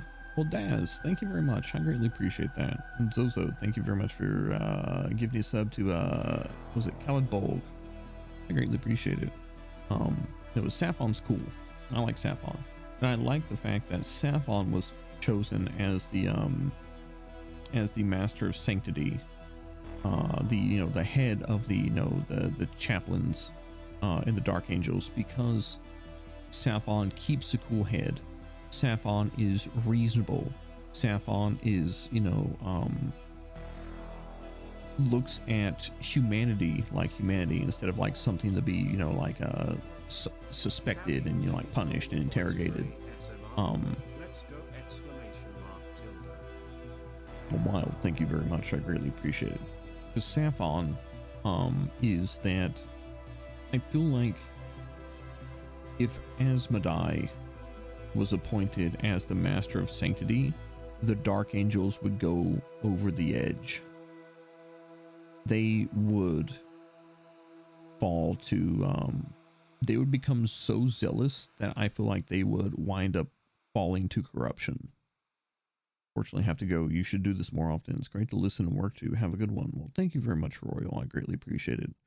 I was wondering, can you carve elaborate jack-o'-lantern designs, or you just make generic jack-o'-lanterns? Last year I carved large jumbo pumpkins and make them into generic jack-o'-lantern design, but I'm not really sure what I'll be doing this year. I can actually let me see if I can find it.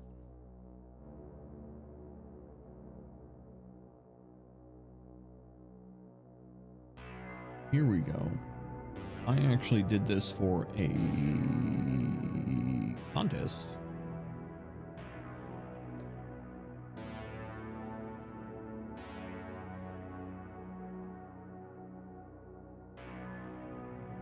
Now, this is not a actual pumpkin. This is one of the foam pumpkins, but I prefer the foam pumpkins because they like you don't have to throw them away. Like I've bought an entire pumpkin and I will waste it and let it sit and rot. I have this forever. I can use it whenever I like. I put it up on a fucking shelf to make it a lamp if I want. Here we go.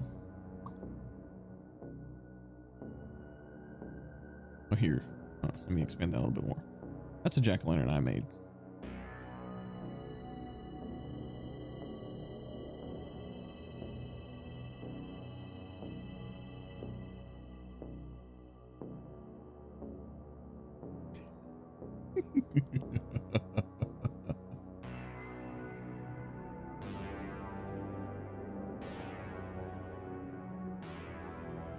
That guy looks really familiar. Is that you in a pumpkin? I have no idea what you're talking about.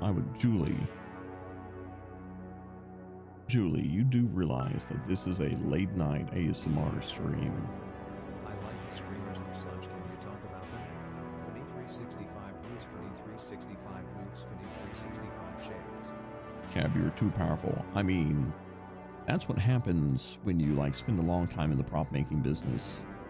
Like, I'll tell you like exactly how I made this was I drew this out.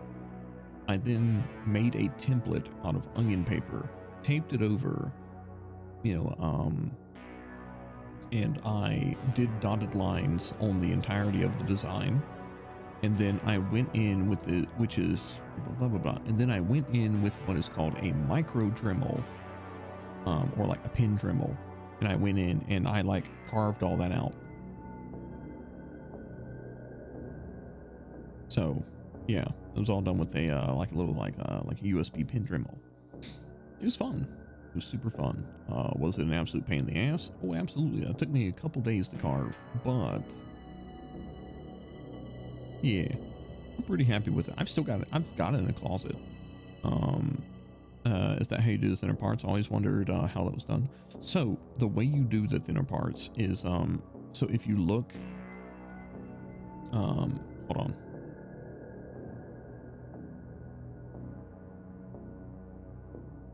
So here, let me show you. So all these like lighter areas, like this part right in here, like that is a super thin part. The darker areas are the parts that are, they are thin-ish, but they're not super thin. The like super dark areas, that's just the skin. It leaves that on there. But like around the hand, like the bottom of the palms, that is very, very thin. And so like, instead of like, it looks like it's faded, so it looks like it's an incline, that is actually like a huge like gouge that is dug out because the foam pumpkin was so thick.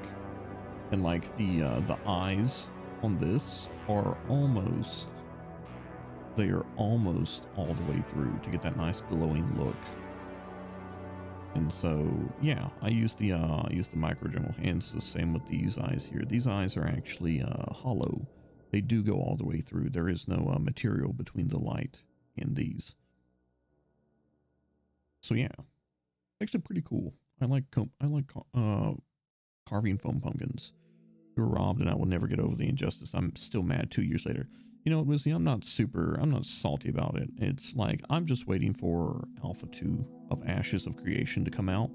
And then we're going to put that right there. There we go. I'm going to wait for, like Alpha 2 to come out, and we'll see how it goes.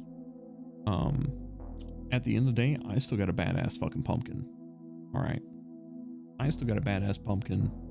A lot of folks are just like, oh, I had all these pumpkins and they've now rotted. This should sit in the closet. I can whip it out anytime I want. You can do this with knives and chisel tools, but it's a bitch. Yeah, you can do it with knives and chisel tools. Like, I went for the micro Dremel, and because this is a foam pumpkin, like, it's super simple. It's just like carving foam. So anyways, what were we talking about? We were talking about the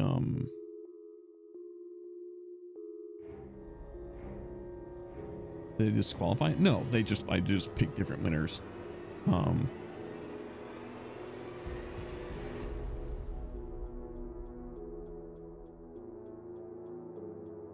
Stealthy Mouse, hello. And thank you very much for the raid. I greatly appreciate it. And Stealthy, welcome into the live stream along with all of you raiders. I hope you had a sinisterly spectacular stream and that you are having a frightfully fantastic Friday night. And Man with Max Zero, thank you very much for that frightful follow. And Sharp T Studios, thank you very much for that frightful follow as well. And Stealthy, I greatly appreciate the raid. Thank you very much for sharing your community with me. We're kind of having a chill stream. We talk about Warhammer 40,000, we talk about the various factions. Right now we're talking about 1,000 Suns, which is an army I'm thinking about creating. Hey, is the pumpkin carving yours? It absolutely is. This is actually, I did this almost 2 years ago. Boom. Friday night, wait, what? Oh, really? Okay. And there's Nina. You stink. I'm stinky. I'm stinky. What are you talking about? What are you talking about? Nina, really? You're gonna come in here after all the times we've had, you're gonna call me stinky? Like Froggy, I can understand. Derby, I'm kind of hurt by.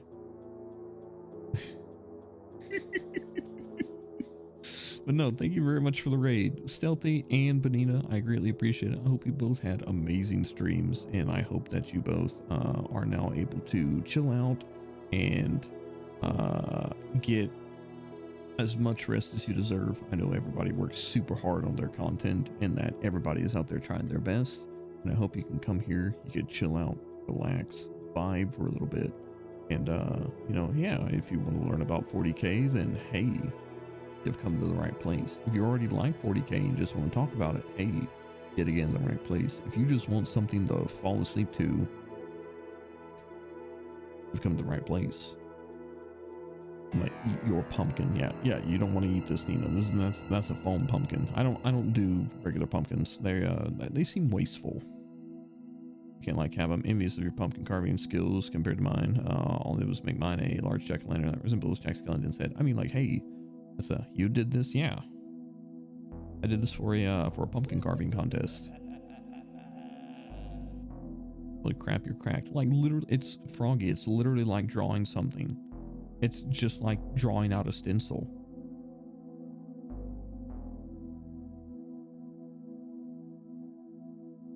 And then like you just copy the design on the pumpkin and you just Dremel it out.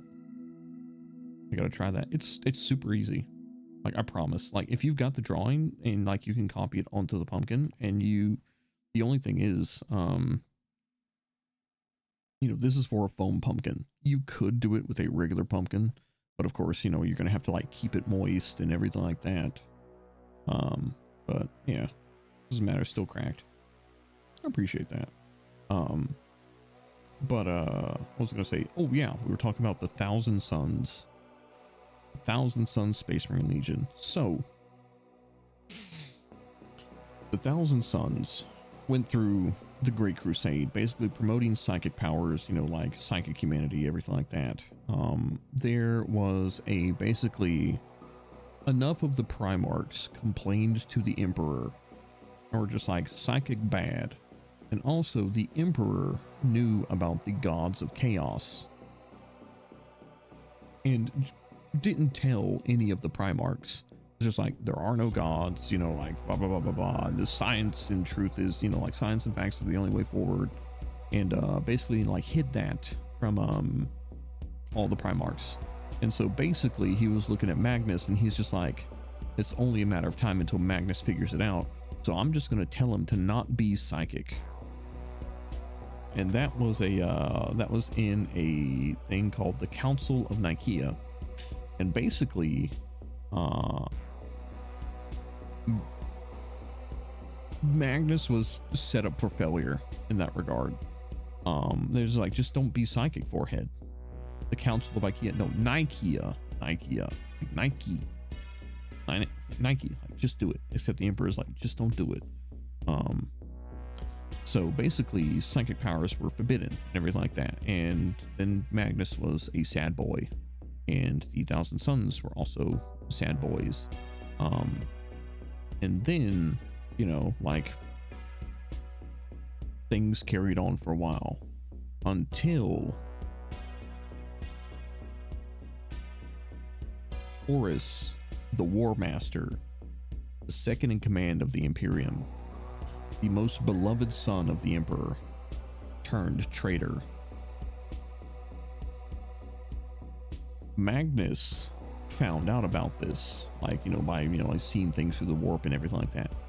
At this point in time, the Emperor had returned to Earth and was working on a secret project called the Human Webway. The Webway is a series of tunnels, like protected and shielded tunnels through the warp that are safe to travel. They were crafted by, if I remember correctly, they were originally used by the Old Ones, and then they were later refined by the Eldar. But they were a like super giga secret. And so the Emperor basically tapped into them.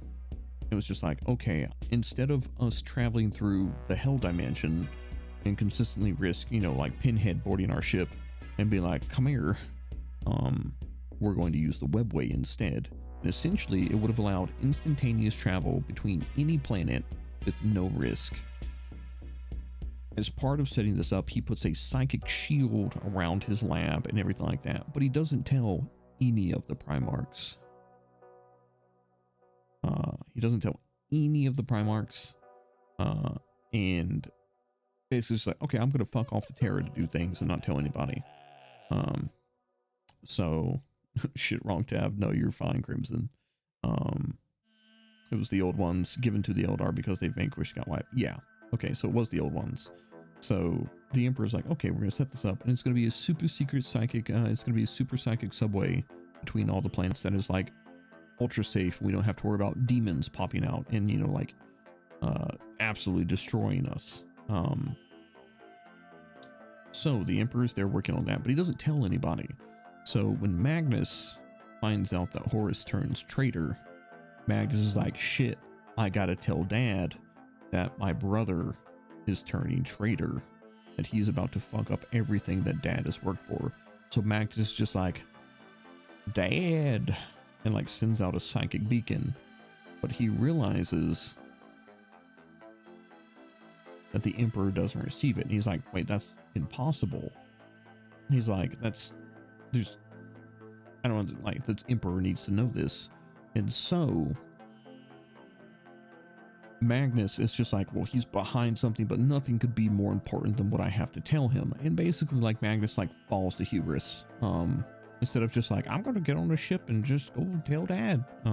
Like, could have literally shown up, could have literally hopped in a ship, flown to the fucking to Terra, and just be like, Dad, Horus has turned traitor. And yeah, it would have taken more time, but you know, this is a fault on Magnus's part. Like, he's okay. Look, forward thinking was not a strong point of any of the Primarchs.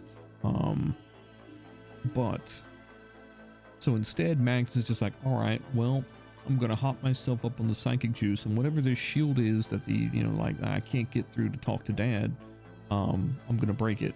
And so basically what he does is he goes and he yells and he's like, Dad, and just shatters this shield. This has the unfortunate consequence of shattering the and it literally shatters the psychic shield around the human webway project, which lets the warp in, which then, you know, now demons and everything like that have direct access to Terra, the homeworld of humanity, the headquarters of the Imperium of Mankind, the throne world. The only thing holding them back is, one, the Emperor's psychic might, because basically they redesigned the golden throne that is sitting above this entrance to the webway to basically be a battery that, you know, like sets up a psychic shield and everything like that. Not only that, but the custodians, the Emperor's personal guard, his handcrafted super soldiers that are like, each one is unique and crafted by him, are now having to constantly fight off the demons that are now trying to like flood through this. And, you know, they have the Sisters of Silence, which are basically an entire legion of like female like anti-psychers. They bald as fuck. They look like a bald wraith. You just want to just slap that bald head. And you know, like everything like that. So basically when this happened, the Emperor is pissed, absolutely pissed, out of his own fault, but still pissed. And so he looks at another Primarch called Leman Russ, which is the Primarch of the Space Wolves, and says, bring me Magnus. And so basically Leman Russ then goes off and it's like, I'ma go get that red motherfucker and bring him back to daddy because he told me to. Granted, when the Council of Nicaea happened, one of the people that absolutely shit all over Magnus and like psychic powers, while also using psychic powers himself, was Lehman Russ. Except Lehman Russ is just like, it's not psychic powers, it's the spirits of Fenris, which is my special ice ball planet that I'm from. Because he's a dumb meathead.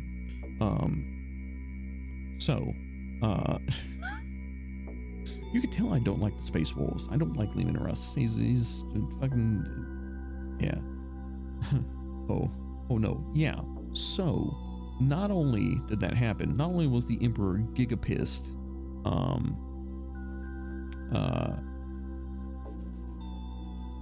the Emperor also basically when Magnus was like, Dad, but I gotta, he's like, shut the fuck up, little boy. And Magnus was like, and so the Emperor never gets the message that Horus is turning traitor. Or wait, no, maybe he did get the message, but he's like, I don't fucking believe it. Like this would never happen. Or something like that. I don't remember. Either way, the Emperor does not realize that Horus has turned traitor, has turned against the Emperor. So, with Lehman Russ en route to go fucking snatch Magnus up by his, by his nerd neck and drag him back to the Emperor to basically, be chastised by the Emperor in person, he's intercepted by Horus. That's right. By the traitor Primarch Horus. And do you know what Horus does? He got the message, he didn't believe it. He thought Magnus was overreacting. Oh yeah. Okay, yeah. Or lying to cover his actions. Yeah. Let me what do you think Horus does when he runs into Russ?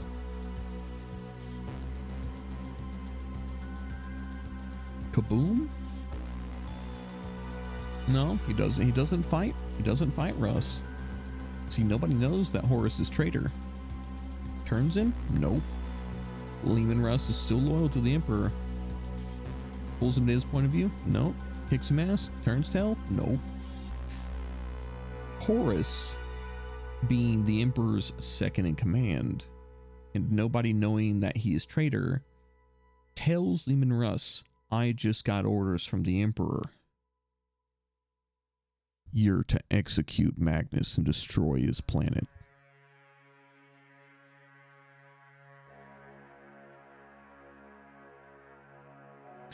Now, here's the thing. There were 20 Primarchs.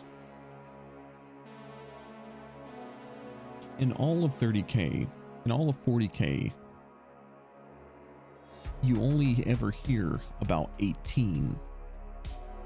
Because there are 2 Primarchs that allegedly were executed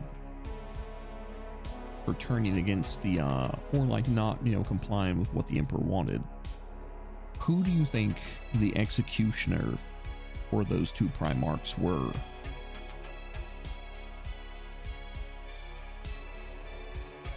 And it's heavily implied.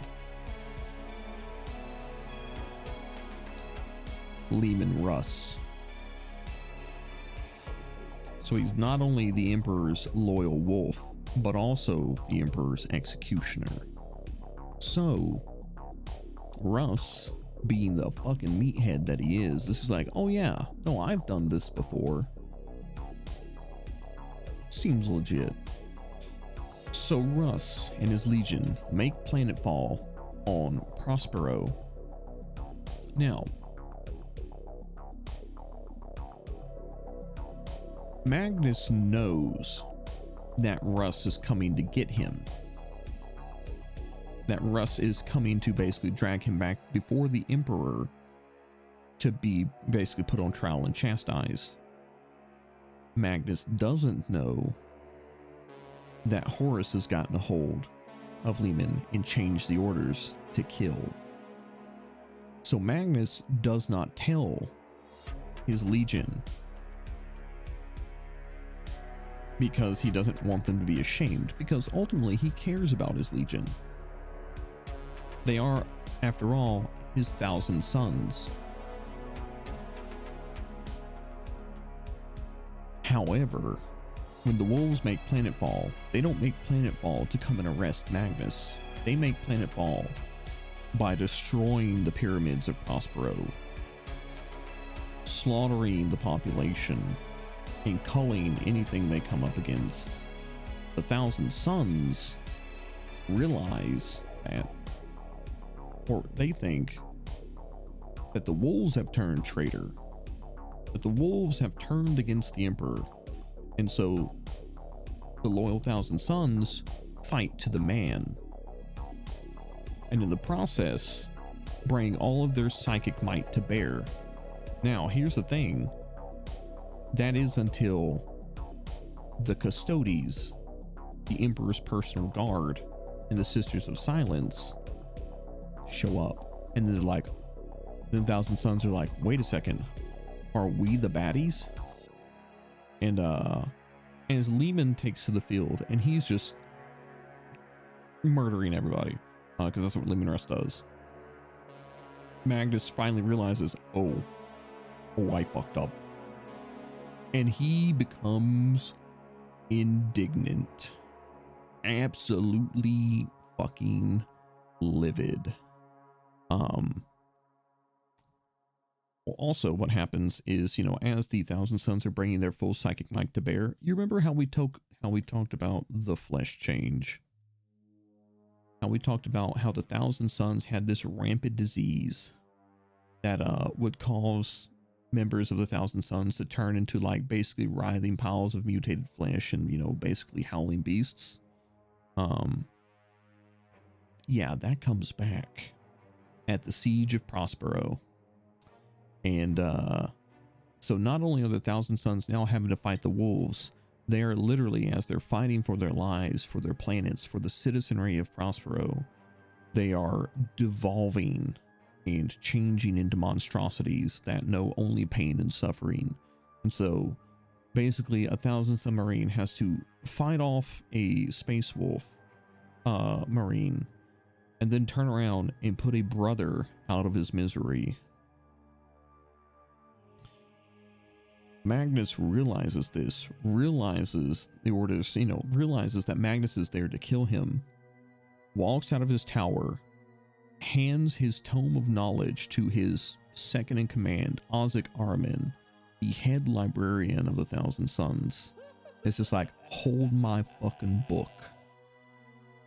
And basically goes out and he's just like, that starship, that battleship, the space wolves that's in the orbit, fuck that. And he goes ham. And basically, like, these are the Sisters of Silence, which are psychic blanks, which they nullify psychic powers around them. Magnus is literally so powerful that they can't stop him. He gets his back broke. Yeah, but he does get his back broke. But he does go up against Lehman Russ. And for a hot minute, he is whipping Lehman Russ's ass. Because, like, Magnus is just like, motherfucker, I got superpowers. However, Lehman Russ has a, you know, basically his executioner sword, which is made out of, like, I don't know, like, fuck off, some dark ice. I don't know, some weird fantasy shit. And, like, basically as Lehman is about to get his entire butthole just turned inside out by psychic powers, he lashes out and he catches Magnus in the eye. Now, see, here's the thing. Magnus the Red is called the Cyclops because he only has one eye. Regular face. He's only got one eye. And his psychic power is mainly channeled through that eye. So when Lehman Russ reaches out and damages it, he makes Magnus vulnerable for a split second. And at that point, Lehman grabs Magnus and essentially, you have to realize this, Magnus is the largest of all the Primarchs. Magnus is huge. He's called the Crimson King. He is the giant, the Cyclops. He is the only one that comes close to him in size is from what I understand is the Primarch what's his name of the Salamanders. I recall second, is he? Well, second until he fully turns. Yeah, Vulcan. Okay, yeah, in his natural form he's the second largest, but Vulcan is naturally the largest Primarch, but Magnus the Red can essentially enhance his size. He can turn into a fucking giant, and basically just, you know, I'm gonna squish somebody with my hand. So like, you know, like a Primarch may be 10 feet tall. Magnus is like 13. Fucking Vulcan is like 15, but Magnus would be like, you know, here neck chalk, and he can turn to like 25 feet tall. So basically, like, he's like, you know, all giga amped up on the psychic juice. Lehman catches him in the eye, disrupts his psychic power, and in that moment Lehman grabs Vulcan and basically does a Bane. He breaks Magnus's back, and in the process, it's such a blow. That's a supernatural level blow. It ripples through the entirety of Magnus's legion, and that's it. Like, the Thousand Sons are basically just, they are shook to their very genetic core. And so Magnus is laying there, back broke as shit. He's like, I can't feel my legs. I can't see, I can't feel my legs. At that point in time, that book, the Book of Magnus, that Magnus handed to Ahriman, activates. And it activates because it's a contingency. You remember those gods of chaos, right? One of those gods of chaos are called Tzeentch. Tzeentch is the changer of ways, the chaos god of evolution, of change, of fate. The weaver of ways, the one who sees all. That is Tzeentch. Yeah, the schemy boy. He's just a little schemer, little man, all the plans. Tzeentch had made a deal with made Magnus an offer, a little, you know, gift of power. As Lehman is about to absolutely take the head of Magnus, Magnus lets loose some words that no one should know. And in that process, teleports all of the Thousand Sons into the Eye of Terror, into the warp, onto a planet of sorcerers. Magnus, in the process, however, though, has suffered a wound so grievous that his soul is split into like a fuck ton of pieces and scattered all across the Imperium of Man. Yeah. So what did the Thousand Sons do for the rest of the Horus Heresy while half the legions are turning traitor and the other half are fighting to defend the Imperium?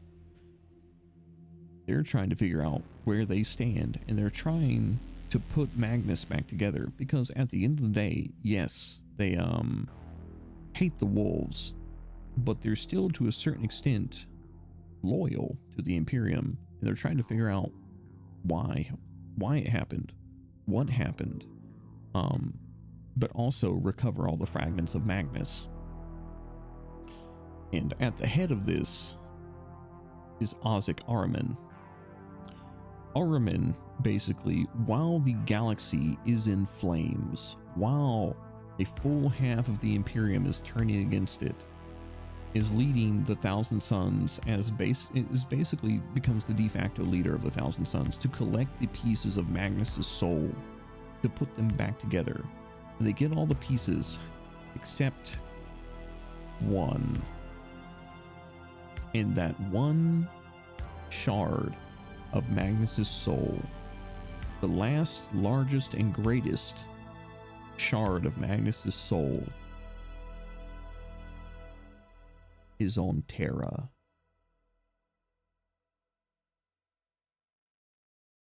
So what do they do? Well, it just so happens that the traitors are sieging Terra.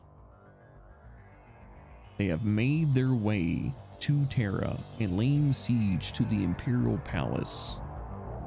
So basically what happens is Ozek, Ahriman, the head librarian, and essentially now the leader of the Legion of Thousand Suns that is left,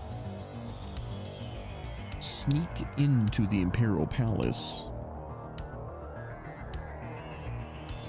They get to the throne room, basically untouched. They get deeper into the Imperial Palace than any other traitor had. Well, they technically weren't traitor. But what they encounter is Sanguinius. Wait, is it Sanguinius or is it what's his name? The sorcerer dude that is the Emperor's aide. Founded the Inquisition. What's his name?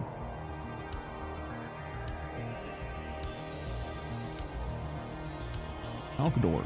Was it Malcador? I forget. It's either Malcador or Sanguinius. Sanguinius is one of the other Primarchs. So it's either the Emperor and Malcador, or it's the Emperor and Sanguinius. Is basically standing there, and the shard of Magnus's soul has manifested itself and is standing before the Emperor, speaking with the Emperor, and they are pleading that Magnus come back into the fold, that Magnus return to the side of the Emperor as his son. So Magnus can take over sitting on the Golden Throne and becoming basically the lighthouse of the Imperium, the one who holds back the demon tides, because Magnus as a psyker is second only to the Emperor. He's that good. Even Malcador, who is basically the best friend of the Emperor and is an absolutely giga level psyker in and of himself, cannot measure up to Magnus. Only the Emperor surpasses him in all of humanity. And Magnus contemplates it for a second, but yet again, at this point, I take it the Emperor is heck tired, probably. But see, here again, what did we say earlier? That the large majority of problems happen in 40k because of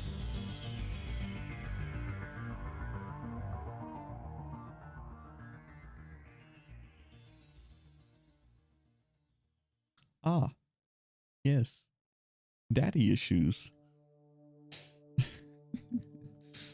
He got indignant. No, the Emperor didn't get indignant, but the Emperor was yet again being a shitty dad.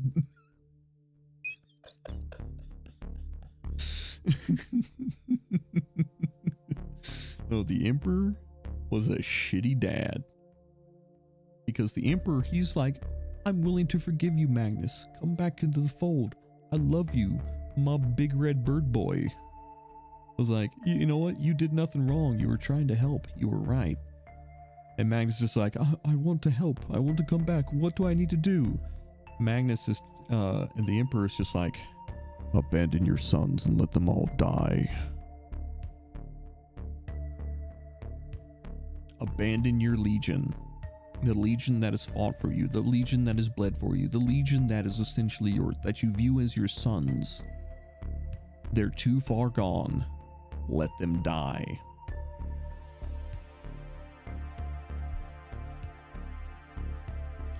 And Ozek,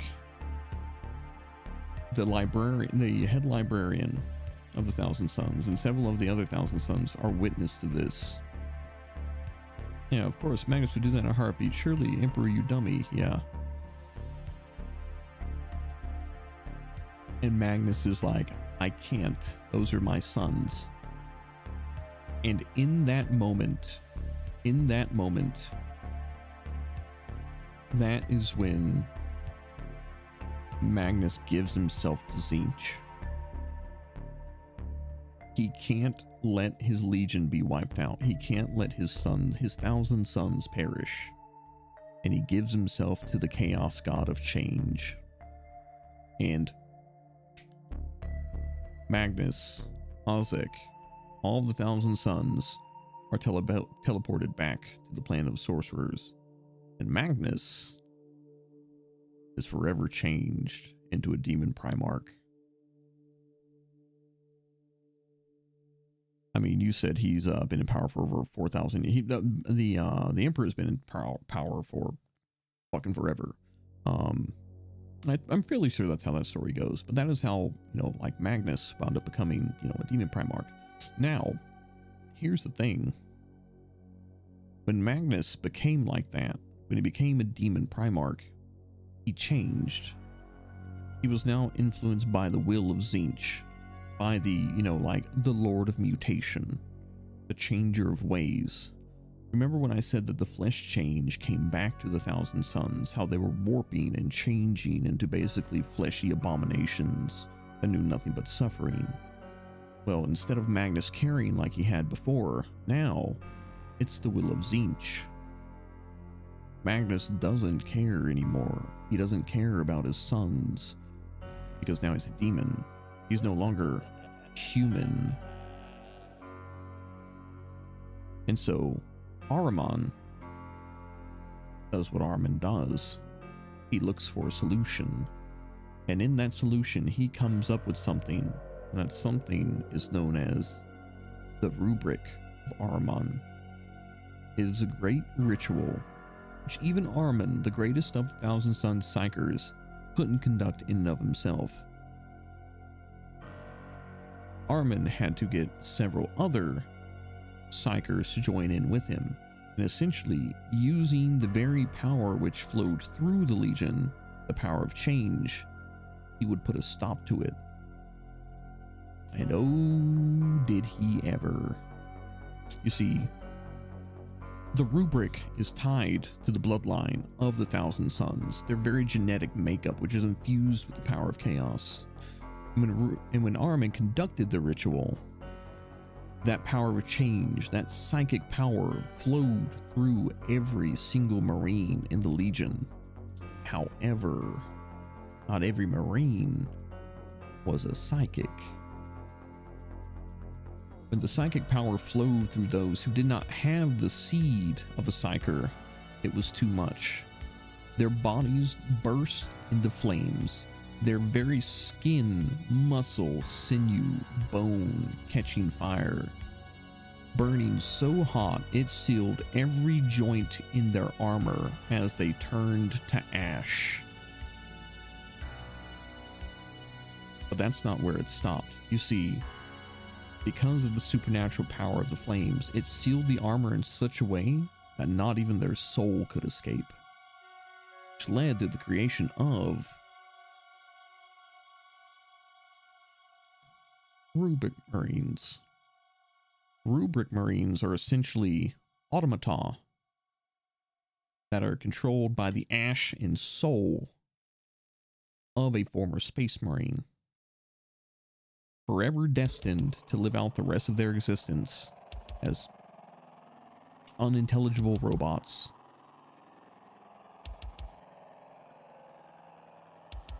Now, on the other hand, any Legionnaire that did have a seed of psychic power was greatly empowered. Every single Psyker within the Legion was elevated to a level that even the most trained Imperial Psyker could not reach. Not only that, but because of their connection to the souls of the Rubric through their supernatural genetic link, they are able to reach out and guide those Rubric Marines. And because of the power of change, because of the restorative energies of the Rubric, even should the Rubric Marines be destroyed, even should their armor be cracked, rent, and broken, it will repair itself. The ash of their once physical forms will siphon back into the suit, and the armor will re-knit. You see, when this happened, Magnus was so furious that Armin shirked the ways of Tzeentch that he grabbed the first rubric in front of him and tore it to pieces, and then watched in horror as it rebuilt itself. Armin at that point in time is then exiled by Magnus, exiled from the planet of sorcerers, branded basically everything except kill on sight. Armin goes into a huge spurt of depression and essentially spends hundreds of years wandering the galaxy as somebody who is basically styles himself as little more than a hedge wizard as far as Space Marines are concerned, but all the while seeking a solution to undoing what he did with the rubric, to undo the pain and suffering he's inflicted upon his brothers. So they basically have the Necron special ability in-game mechanics in? No, not quite. There are ways for Thousand Suns in-game to basically restore models, and their psychic powers is what they are, whereas with the Necrons, it's just an inbuilt mechanic. So what you have in the game is you have various cults of the Thousand Suns, and one of them is called the Cult of Time, and basically what they have is a psychic power where they can go like that Rubric Marine or that Scarab Occult Terminator, and they rewind time and restore it. Armin only did what he could to save his brethren from the flesh-changing curse. Yeah, and like he essentially did, but he also rendered a large majority of the Legion as basically screaming souls trapped in, trapped in armor, not even remembering who they are. And Armin did eventually come up with the second rubric of Armin. It was unfortunately hijacked, but later on they found a rubric. They found a rubric marine, or a rubrique, if you want to call them that. It had returned to being a flesh and blood marine. Did he remember anything? No, his mind was completely wiped. But he was alive. He could feel. He could take off his armor.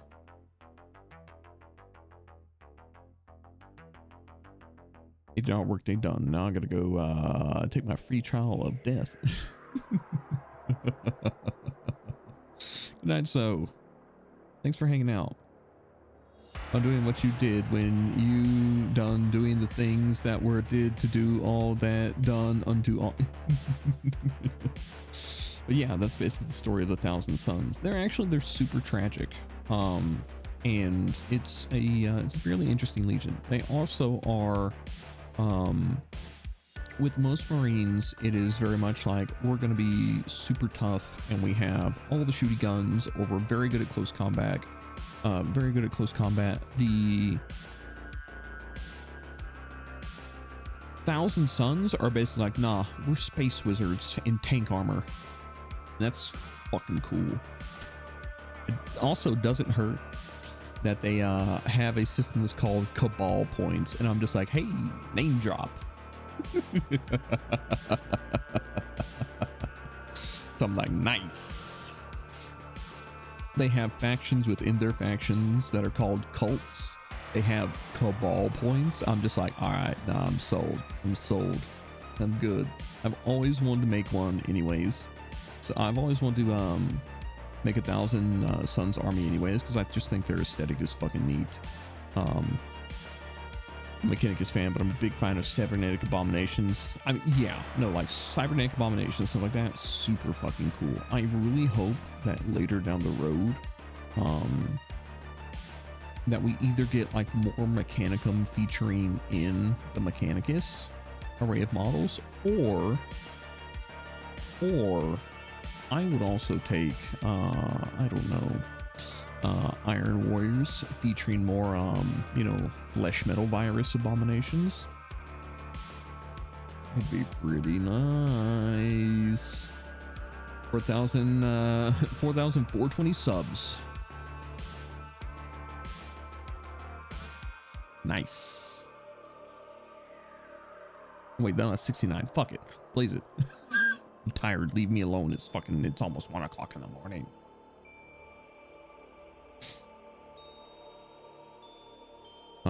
I want them to find out a full STC. Oh my god, if they found a full STC like that, the fucking mechanic would lose their goddamn mind.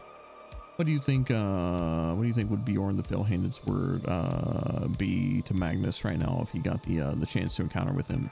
I mean, Magnus has gone up against Bjorn the Fell-Handed. Like, there was a point in time where the Thousand Sons with Magnus at their head, what was I gonna say? Like, they invaded and like fucking devastated Fenris. And like Magnus was about ready to like psychically Kamehameha the entire of like the Space Wolves HQ, but Bjorn the Fell-Handed basically had a special keychain from Lehman Russ or whatever, which is just like, you know, like one time, you know, like a negation of, you know, any psychic attack or whatever. And then he got super pissed that Magnus broke the keychain that Bjorn's daddy gave to him. So you should check Ravage Star miniatures. They are great Chaos Marine like models. Imagine if Mechanicum found a USB stick. Rumors of Dark Mechanicus being a thing in 10th. Now that's interesting. The Lord Discordant is already a really cool model. Here, let me actually look it up.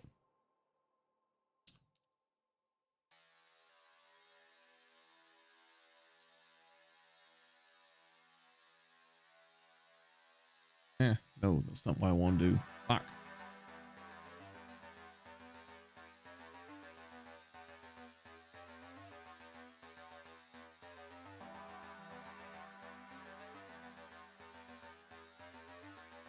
Yeah, we can do that one.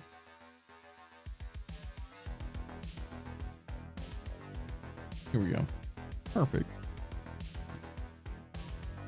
This thing, this, you know, like this, you know, heretical mechanical abomination. Look at that. Yeah, look at it. Look at it. It's made out of flesh and demons and mechanics, and he's got a fucking chainsaw spear. He's got a chain glaive. It's pretty nifty. You want to see more of it? There you go. Boom. Look at the man's. Look at his face. He's just a little demon mechanical boy.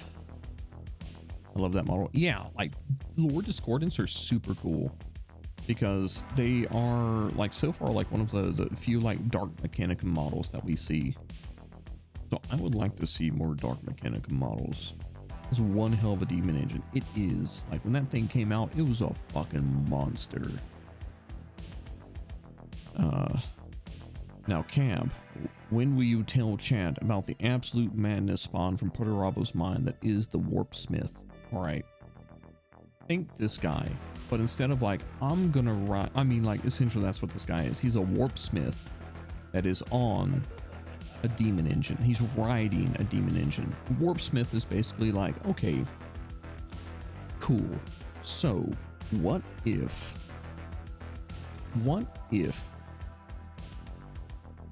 I was really, really good with technology? That'd be cool. I could make all sorts of like nifty like engines of destruction, you know, for like use against, you know, the disgusting Imperium of Man. But what if I took that machine and I put a demon in it?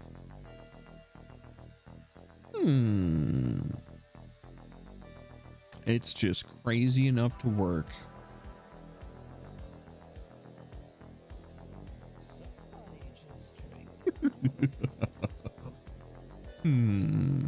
Thank you very much, Jet Punch. I appreciate it. And that is essentially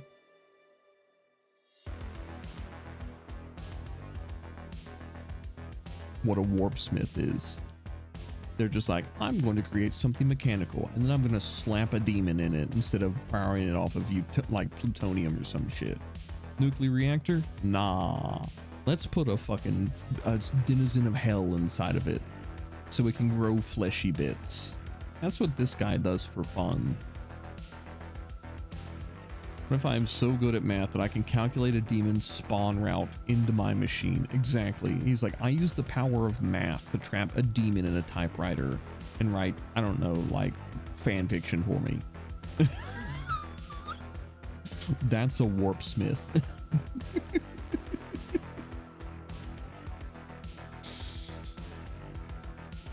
And the demons are not happy about it. They're like, no, of course they're not happy about it. They're stuck in a fucking, an overly complicated fucking typewriter made of like brass and, you know, like gears and fleshy bits. And they have to write fan fiction for this guy. What do the demons ever do to you? They exist. Like, that's the thing, is like, so in the the Iron Warriors Legion, they are considered a traitor legion. They are absolutely a traitor legion. But they don't worship the gods of chaos. They look at chaos. They look at things like that, and they're just like, that could be a tool. Like when the gods are just like, oh, you're of the Iron Warriors, I'm going to give you this boon of like mutation and like weird demon powers and shit. They're like you now have like an arm that has like a chainsaw blade in it that's made out of like teeth and like some weird shit like what we might see out of Scorn. The Iron Warriors are just like, oh, well, that's unfortunate, and they cut that shit off. And they replace it with a cybernetic. They literally are just like, I'm going to use the power of math and I'm going to guide this demon into this fucking cannon so it can shoot farther and the bullets scream. That's the Iron Warriors as a traitor legion.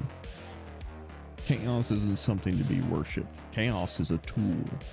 Chaos is just something else that they can use to further their siegecraft. And the demons fucking hate it, and it's great. So any blessing a god gives them gets ripped off or replaced with technology. Correct. Well, that's the old lore. Maybe they've changed a little bit. I feel like what they're leaning into now with the Iron Warriors, that's fucking metal. Yeah. What they're leaning into probably now with the Iron Warriors is there's a thing called the flesh metal virus. And it's exactly what you think it is. It is like, oh, this is a warp spawned nanovirus that when it touches like a biological thing, it starts to turn it into like metal and lets it sprout chainsaws and fucking claws and guns and cannons and fucking, you know, like lasers and all sorts of other shit.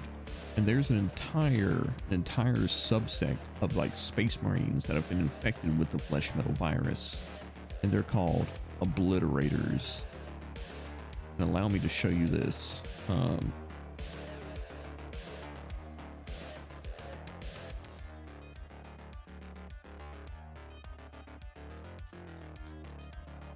Here they are. I need to find a better picture. These are small. That's better.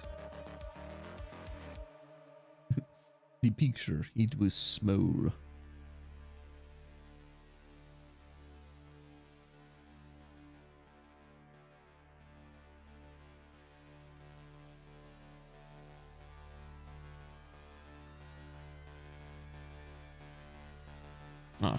Perfect. This is an obliterator. This is a space marine that has been infected with the obliterator and or flesh metal virus. As you can see, he got toes. But he also got a bunch of guns growing out of him. And here's another one. That gun has teeth. His head is a mouth too. Yes. He got the grippers. Yeah, these what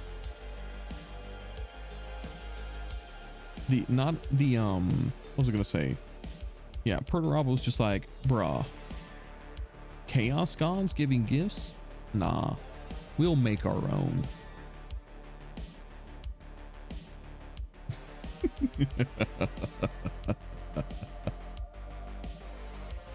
Chaos in a lot of ways is pretty fun. Yeah, behold my dudes. Yeah, it's pretty wild. Perturabo's so fucked. Oh yeah.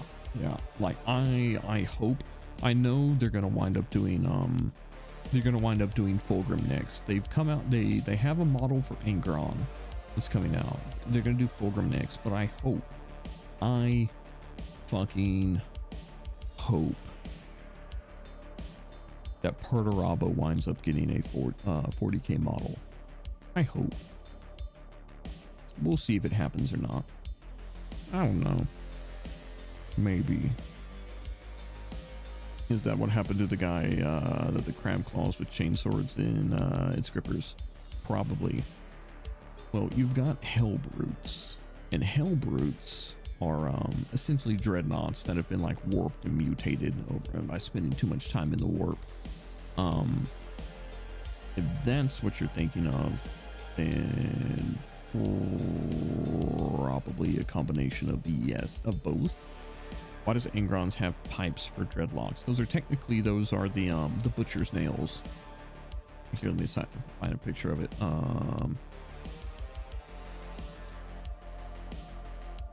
Or it's a warped version of the butcher's nails.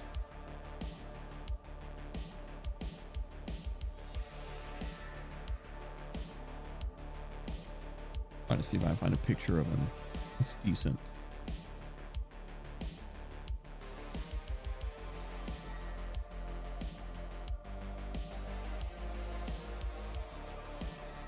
Here we go.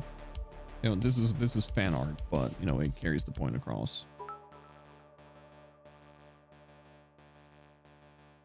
Cap, great to see you after work. Can't get sick of that real voice. How's the ASMR venture going? I don't know. Chat, are you enjoying yourselves? Are you having a good time? Do you like the chiller vibes of like 40k ASMR, exploring the lore, stuff like that? I know it's not super energetic like what we're used to, but you know, it was a sub goal, so this is nice as heck. You're loving this? Perfect. Nice. It's actually, it's you know, it's pretty nice. It's not super taxing on me. I'm not sitting here sweating my ass off like I am normally when I'm streaming, so it's super chill for a Friday night. Nice. Like that. I like it when people can have good times. All right, here we go. So here's Angron. The dude in the gold armor is Angron. You see those dreadlocks, right? Those are basically cybernetic connectors drilled into his fucking head that basically connect to his cortex and make him piss ass, absolutely devastatingly fuck mad angry all the time. And the left is Karn, and the left is the admiral of Angron's fleet. And she's a badass. Like, let me, like, you know how I said that, you know, like most mortals, they can't stand in the presence of a Primarch. Like, granted, Angron doesn't have that one, but he's also just earth-shatteringly, like, dimensionally, you know, destroying me fuck-ass mad all the time. She can actually talk back to Angron, chastises him, and he's just like, she's a badass. She, is the captain of his flagship, and yeah, captain of his flagship. His flagship is his flagship has a weapon system called Ursine Claws on it. Would you like to know what this weapon system on this ship, on this giant fuck ass like 3 mile big ship does. I'll let you take a guess as to what this weapon system does. Does it do a grabby? All right, fire the Ursus claws. I see you read that book. Rip and tear. Does it shoot the command? It does not. It's laser claws, grip and sip. It is level entire continents. No, it's not personal enough.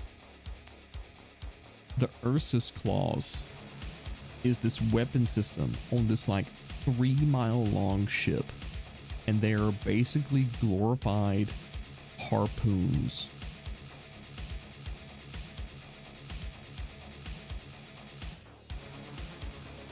This giant motherfucking huge flagship, look, it gets close enough, like basically ramming speeds at another ship, glides by it and goes, you come here, harpoons it, and then they fire off like boarding ships from the flagship.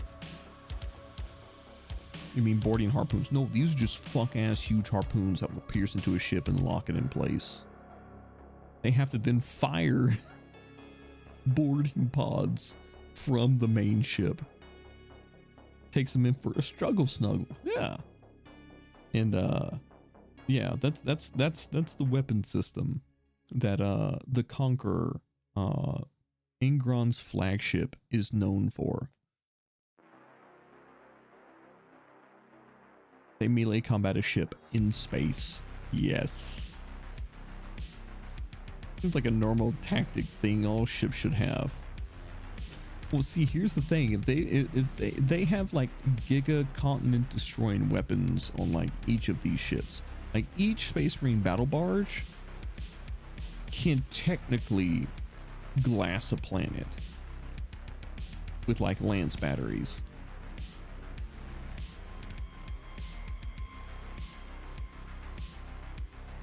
And they use those, and they have like macro cannons, lance batteries, whatever. Ingron was just like, nah, that just doesn't have that personal touch. I want something, you know, it's a little bit closer to home. Yeah, the ship has a grab, it has a command grab.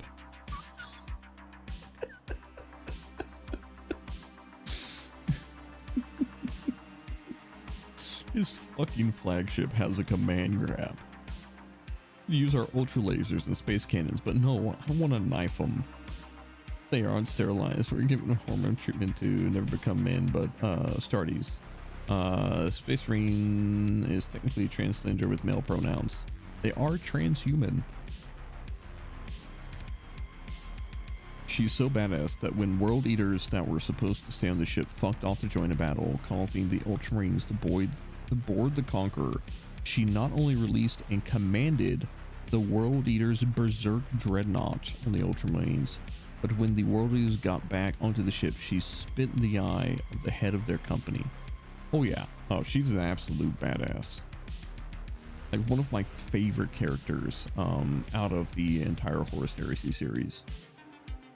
Didn't Lothar give the order to fire Ingron out of a cannon onto Earth during an attack and shoot a World Eater captain in the eye? Wait, was it Istvan? Istvan, when Ingron was like, I'm gonna go kill shit, and she was like, fuck it, fire the Primarch out of the cannon. It was like my kind of Primarch.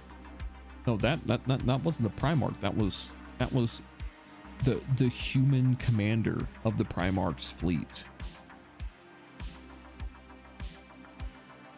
That was her.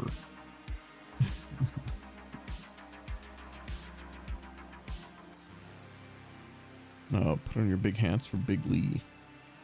So only Ingron's battle barge can only make things personal. Yeah, like that's that's a special thing for oh, Big Lee, thank you very much for the read. I greatly appreciate it. I'm sorry, I didn't even realize it.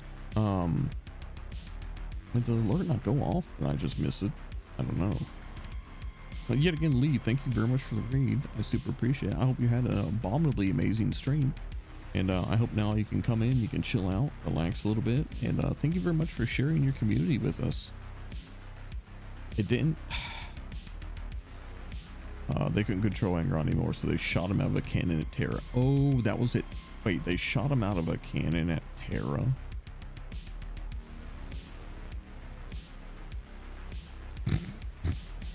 That makes things a lot more comical. But yeah, so, but like here's, what is it? Here's another picture of Angron. He's just a large lad. He's an angry boy. He just sits there and he's just like, he's got techno dreadlocks for hair that technically they drill into his skull and make him piss ass mad all the time.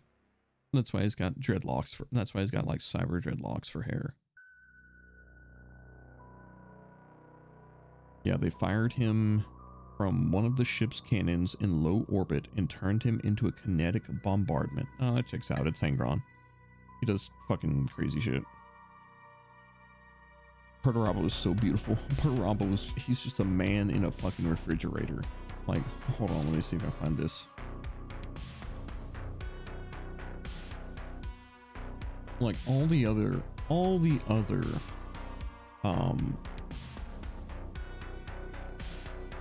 Primarchs are just like, I'm gonna have this kind of like more form-fitting, maneuverable armor, you know, like blah blah blah, all this, all that. And like, what does Perturabo wear? Hold on, me. What's Perturabo wear? He wears the equivalent of a fucking tank.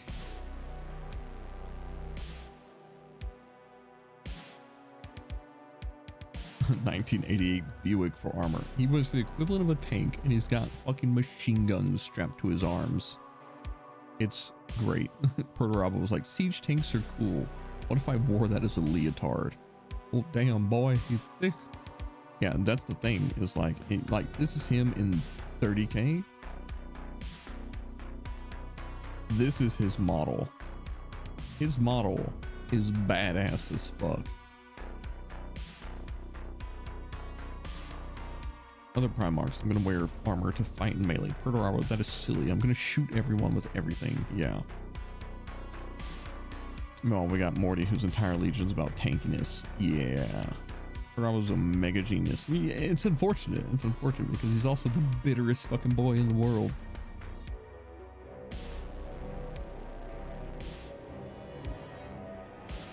Is that a milk? Is that milk shots? It is. Horus is also in Terminator armor. Yeah, but like Horus's Terminator armor don't look nearly as bulky as the what did Perturabo call his? Did he call it the panoply? I don't remember. That red alert went off. Well, Milk, thank you very much for the raid. I greatly appreciate it. It's good to see you. And welcome in, raiders, to the live stream. I hope you had an abominably amazing stream. I want him to come back as a hybrid of like a Dreadnought or Dreadknight. I do too. I do too. I think that'd be cool as shit. I think the raid alert settings might need a certain minimum number. Ah, okay. I love the Terminators for the Iron Warriors, missiles and melee combat. Yeah, the what was it? The Tyrant Siege Terminators. Like, I'm gonna be completely honest. And like this, you know, like look, if you like the models, that's perfectly fine. But like, I saw what they did with Death Shroud Terminators. I feel like they just, with like the Tyrant Siege Terminators, I felt like they just fucking gave up. We beat Mithrix for the first time. I have no idea what that is. Took all of the clinch of our collective bodies, but we did it. Doesn't sound familiar. Oh, Risk of Rain. Oh, Risk of Rain 2. Nice. As a wise man once said, Perturabo is a petulant man-child who will argue with you because he can. I mean, yes, but also he's not that way for no reason. I also like how the Iron Warriors don't summon demons to let loose. They summon them to cram them into tanks and shit. Oh yeah, it's perfect. Actually, we were just talking about that earlier, and I'm just like, mwah, it's beautiful. It's an absolute shit show, and I'm here for it. Because why? Because hoo-hoo-ha funny. Oh yeah, he's not unreasonable. He's just highly logical in thinking. Yeah, he's highly logical in his thinking, and he's like giga prideful. Like prideful to an unreasonable level. And you know, like that was ultimately his downfall.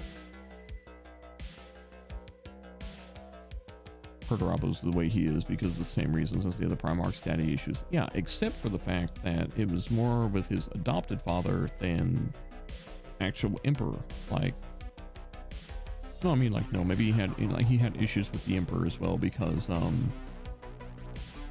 the thing is that the Emperor also always put him on shit duty and never gave him any thanks. Man, why does everything always come back to just the Emperor being a fucking shit dad?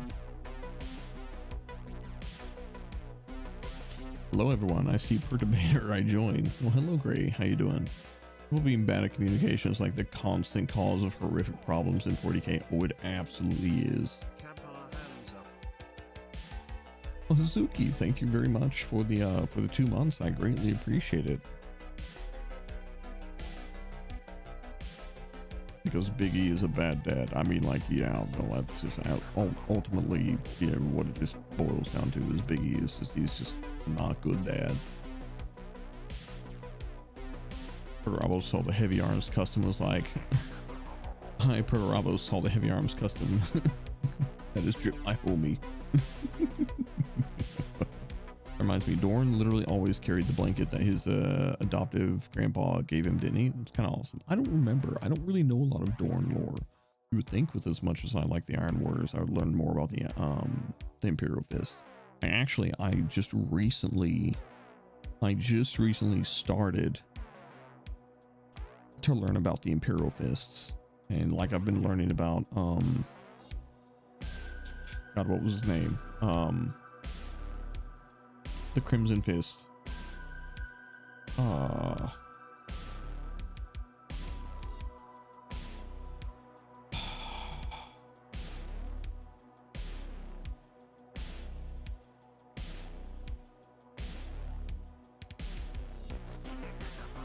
No, not Sigismund. Sigismund was the first chapter master of the Black Templars. Oh god, what was his name?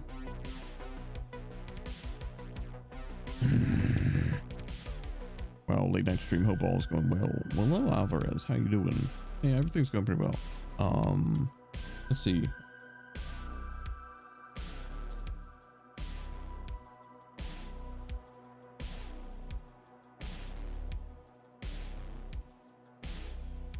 No, it's not Pedro Cantor. That's the current one. It's the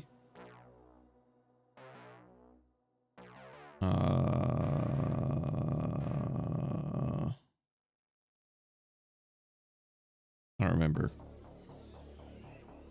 Who's this? Are we talking anti-orc Pedro? Alexis, that's what it was. Alexis Pollux. That's who it was. Yeah. No, I was talking about the original Crimson Fist, the first chapter the first chapter master of the Crimson Fists, which was Alexis Pollux. Yeah, he was the best friend for Barbarous D'Antioch. And it was like, yeah, which is pretty cool because like Barbarous D'Antioch was a warsmith, former favored of Perturabo, and like the Iron Warriors and the Imperial Fists fucking hated each other. But like Perturabo, or not Perturabo, but like Pollux and D'Antioch were able to like get to know each other and everything like that. And like like there was a beautiful fucking book. And like, oh, how do I put it? The ending of that story fucking broke me. And like, if you know, you know, like None shall touch him, for he was my brother. Like I feel, oh, like I feel like the tightness in my chest. Like if you like a lot of 40K is, it's absolutely just like, you know, like action, like bolter porn, you know, like you're just like, oh, action, whatever. But like the stories that hit home are, when they hit and they stay with you, and they're so well written, and it's just, I can't, like I can't, it's, they're so good. Action bolter porn, yeah, no, it's exactly what they are. But like, no, like I highly suggest, hold on, wait.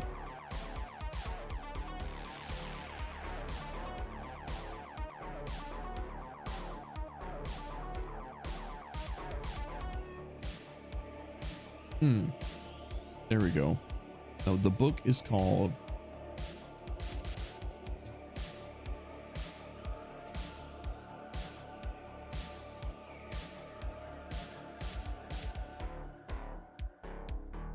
Let me see if I find it.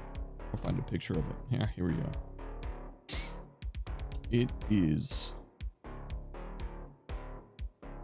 book 34 in the Horus Heresy series,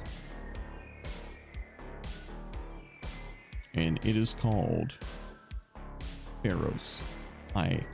If you're looking for a book that will let you love characters and love the building of relationship between characters, but will fucking break you, it's a great story. It's a fun story. It's an action-filled story, but it is also, yeah, like it is one of the better examples of black library writing. Speaking of alerting the Tyranids, yeah. Santiago is awesome. That being said, he is responsible for the Tyranids finding their way to the Milky Way. Oh yeah, like like there's literally like no way they could have known the repercussions of that. So like, you know, like, yeah, responsible, but ultimately faultless because they didn't know. And it was to, you know, to keep that device out of the traitors' hands. Templars are so dense in their heads that they started killing their own primaries when those arrived. How dumb and dog bad do you have to be for that? I mean, like, that's the thing, is they embody the worst part of the zealousness of the Imperium.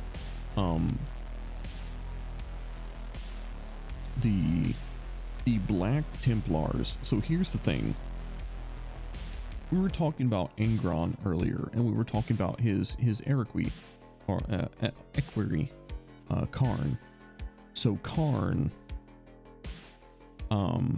you know, he was a warrior philosopher, and later on, you know, like he became, you know, like he started leaning more to the warrior side, and then had the butcher's nails installed, you know, like wound up turning traitor.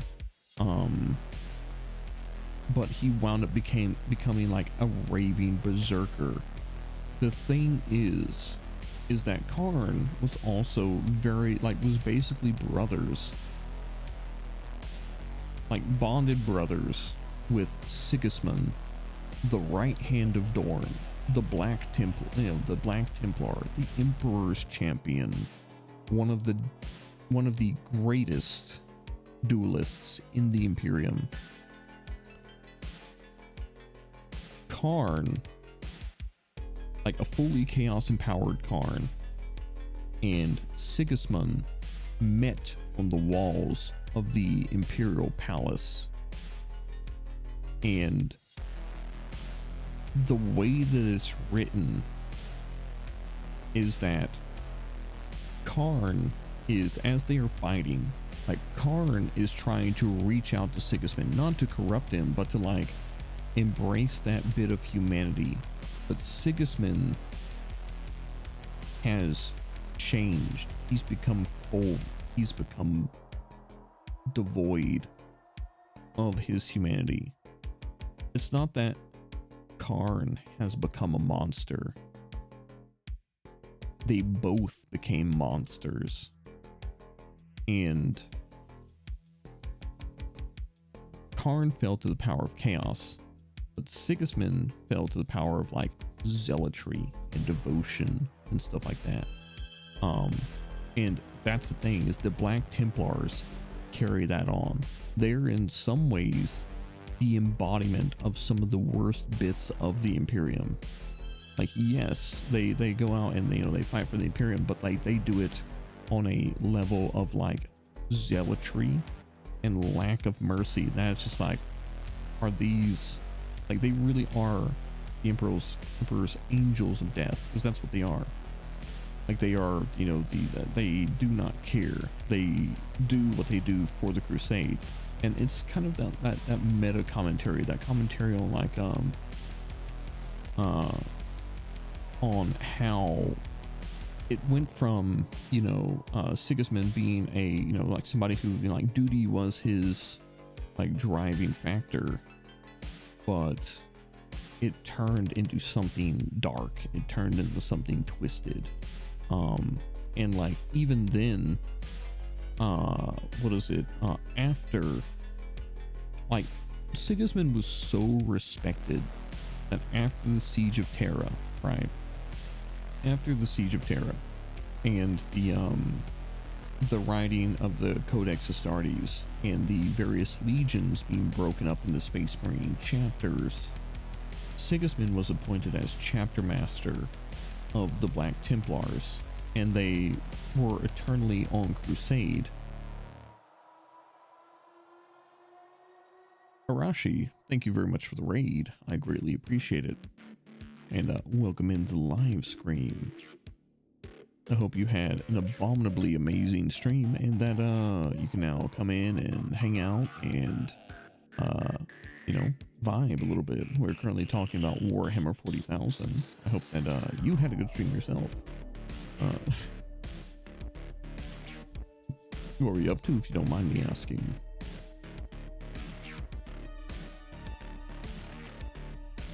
I think you misspelled salamanders.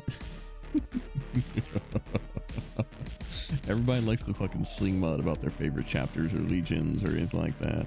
Playing puppet combo games for Spooktober. Ooh. Yeah, that Eternal Crusade lets them bypass the chapter limit restrictions. I mean, like, they actually doing that, like, in defiance of the Codex Astartes.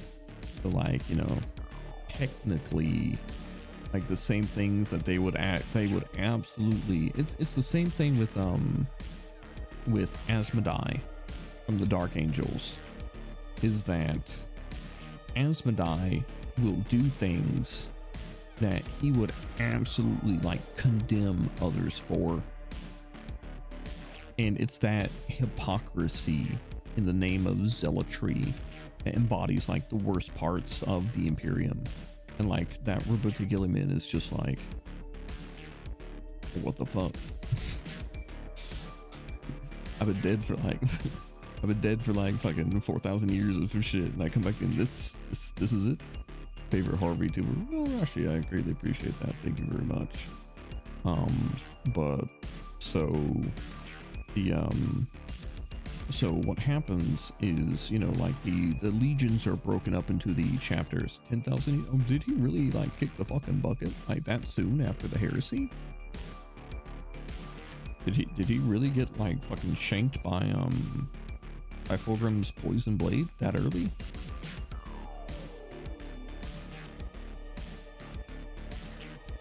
You got your face working again. What's up, Cat? How you doing?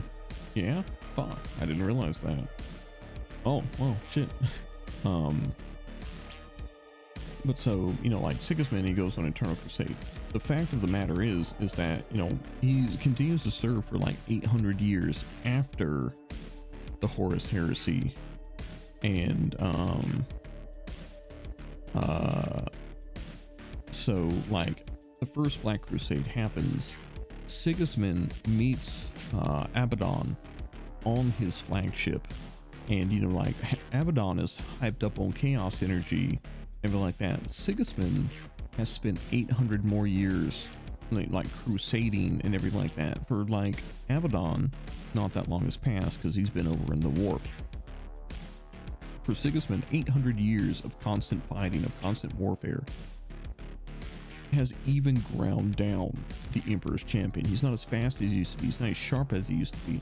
And he goes up against Abaddon, who is juiced up on chaos, has the Talon of Horus, legacy, like Giga Weapon of his Primarch, and all this other crap. And Sigismund, given the chance, buries his blade in Abaddon's chest.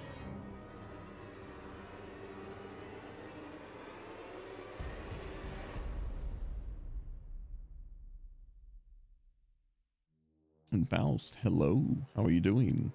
Thank you very much for the raid, I greatly appreciate it. And raiders, welcome into live scream. It's an after dark special. We're having 40k ASMR. Didn't Abaddon have his version of Frostborn ready at the time, or was that before? I think he had Drachny ready at the time, but yeah. So hyped up on chaos. He's got an artifact of Horus. I think he's got Drachny as well, which is like a Giga Demon Blade. And he's got the Chaos Juice going. Sigismund, who is 800 years older. Well, at that point, Sigismund is 1,000 years old. Which even for a Space Marine, he's slowing down a little bit. But like, Abaddon comments that when he fights Sigismund, like, he is fighting for his life. And there is a single opening, but in that opening, it's going to be like a mutual exchange. Like both of them will die in that opening, and Sigismund does not hesitate. He takes his black blade and buries it to the hilt in Horus's chest, severs his fucking spine. Horus's knees go out, but at the same time he disembowels, basically cuts Sigismund in half almost. And like, Sigismund is laying there, and like, he is basically like 1,000 years old, constant war, and like, he is reaching for the sword that is sticking out of Abaddon's chest. And the only reason Abaddon survives is because he's juiced up on chaos.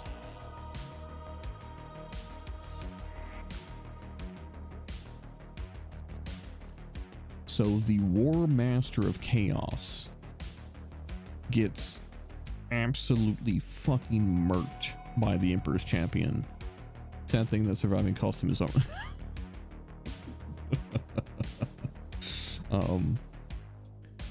Here's the thing. The Chaos Space Marines, the arch traitors, the arch nemesis of the Imperium, send back Sigismund's corpse with honors, with his war gear intact, so he can be buried on Terra. That's how much fucking respect Sigismund commanded. That's how fearsome of a fucking opponent he was. And it's cool. Dragon Lord of Chaos VTuber Baden has me beat. Yeah, no, Sigismund is wild, but it's also like, the thing is like, Sigismund, like, he fights until the last breath, but like, it's one of those things where like, the champion he used to be, the man of like duty and and morals and everything like that used to be, it's gone. Like, he becomes like this shell, like this silent sentinel who only knows war, who only knows zealotry, who only knows, like, pursuing the ideas of the crusade. And wild. It's really good. Like, there's a lot of people who shit on the storytelling of 40k, but there is a lot of pretty good stories in it. Not everyone's going to be your winner, but when you got like fucking 50 books in a series written by different authors, not everyone's going to be a winner anyways.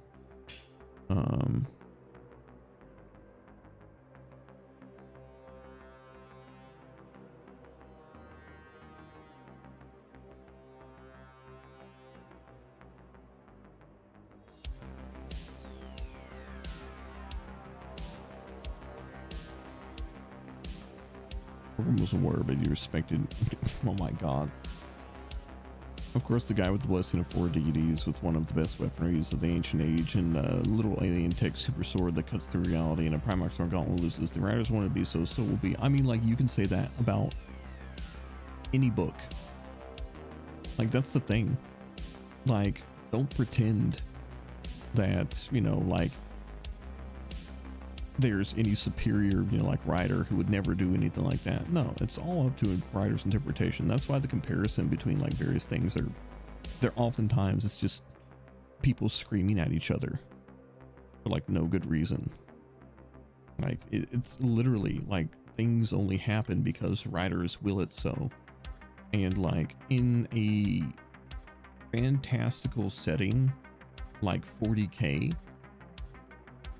there is, you know, it's full of camp. That's part of the charm of it. It's full of camp. It breaks shit down, you know, like it has tons of tropes. It goes against some tropes. Like, it's, you know, absolute Wild West. I don't think that makes it any less good storytelling. Like, if it wasn't good storytelling, the fan base wouldn't be as, you know, like, rabid and, you know, have as much fun with it as they do. Yeah, exactly. If Spider-Man goes up against the living planet, who wins? The one the writers want to win. Exactly. Spider-Man, you know, ideally, like, beat an entire planet. No, Spider-Man be a fucking crushed bug. It took Abaddon 13 tries to take over a specific world, and he's still not the king of the universe. He's never done any Warhammer. Is there a good starting point? I thought Mechanicus, but not played it.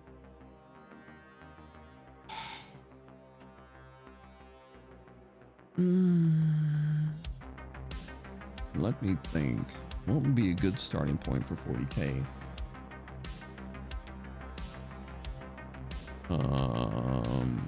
I don't really know. A good starting point for 40K.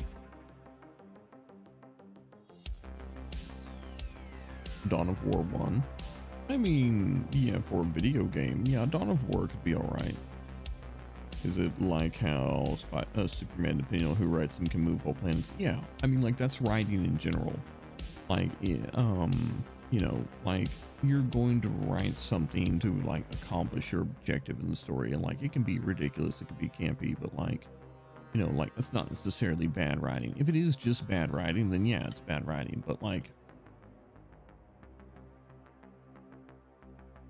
I think you can tell.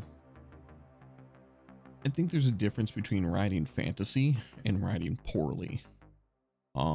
Like, when we read fantasy, we read about elves and orcs and fucking space wizards and, you know, like, I don't know, like psychic frogs, which, you know, like, created, you know, entire races fucking 70,000 years ago or whatever.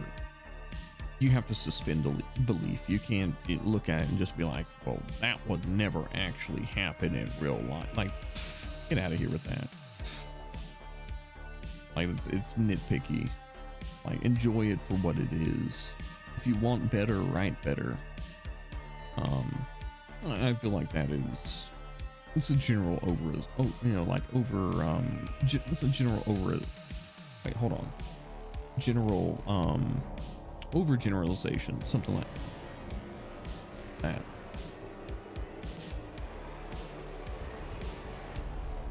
One AM ASMR cab has been full degenerate. Look, we played Scorn earlier, and I was talking about H.R. Geiger dicks and buttholes all day, so, like, I've been degenerate all day. Thank you very much, and thank you very much, Hootie, for the raid. I greatly appreciate it. Everybody drops their late night parties off at Cab's pool.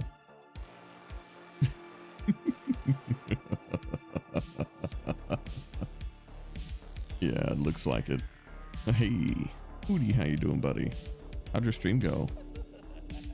That would actually be a Zinch back there. Who knows? Scorn is my kind of dating sim. Rather enjoyed it so far. Well, it's not all that often I get to raid Cab. No, it's not. And I'm actually just hanging out and, yeah, we're just vibing. Actually, I have an entire fucking drink right here that I just forgot about.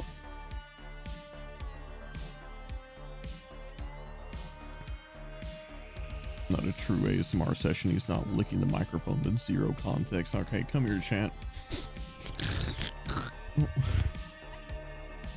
Absolutely just fucking deep throat the mic. I'm about to swallow this. About to swallow this mic like I do a sword at the sideshow. Sideshow? Sideshow? Can't fucking talk. Leave me alone. Don't wreck your mic. Oh, I absolutely wouldn't. No, it's just.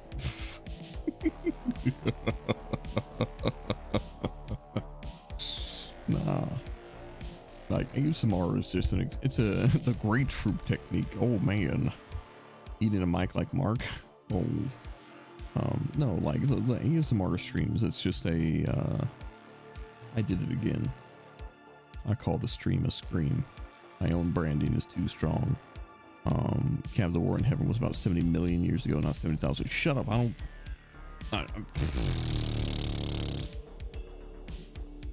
What is numbers anyways? All right, so I misplaced a couple zeros. The psychic frogs won't care. They're all dead. The Necrons killed them.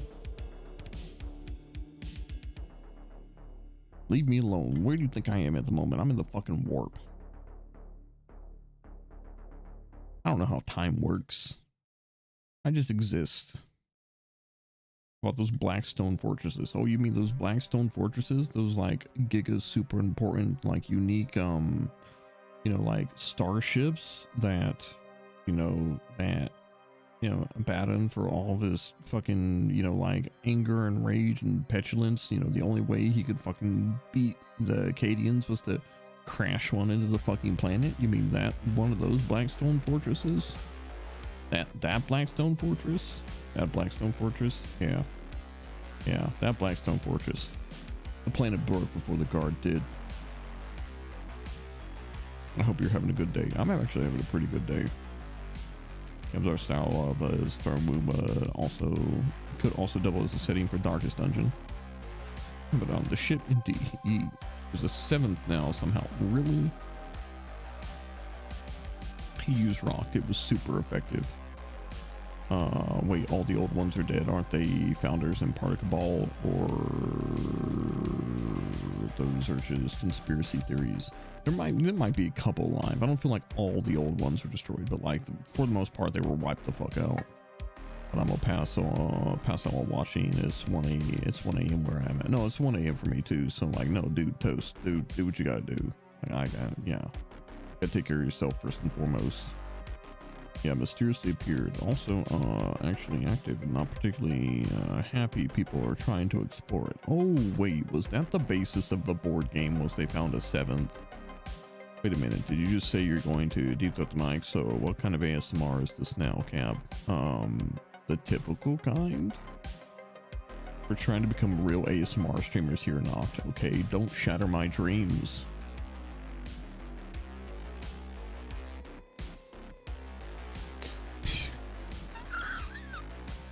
I can't say that with a serious. I can't say that with a straight face. I want a story where, because how time works in the warp, a war breaks out on a Lois world. The Lois world suffers incredible losses but forces the traders back. But the trader returns a week later refreshed because a week passed in Materium but 1,000 years passed by in the warp. I mean, that's essentially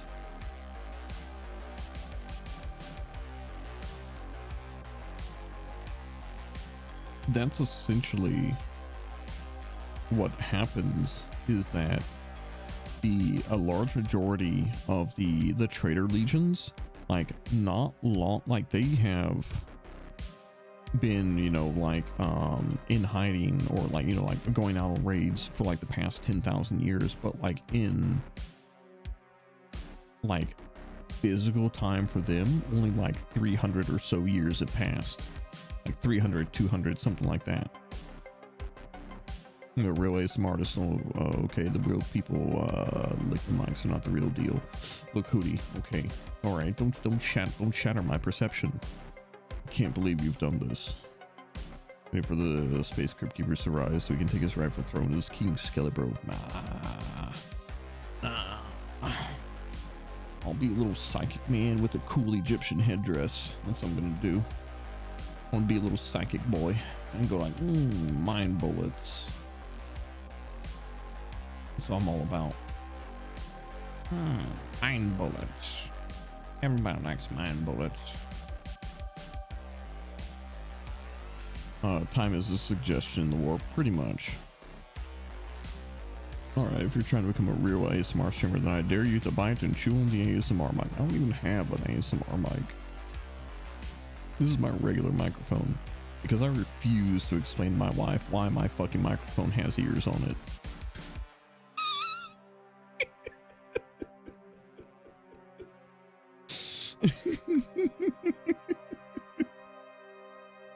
I am not explaining that to my wife. Why does this microphone have ears on it? Don't worry about it, babe.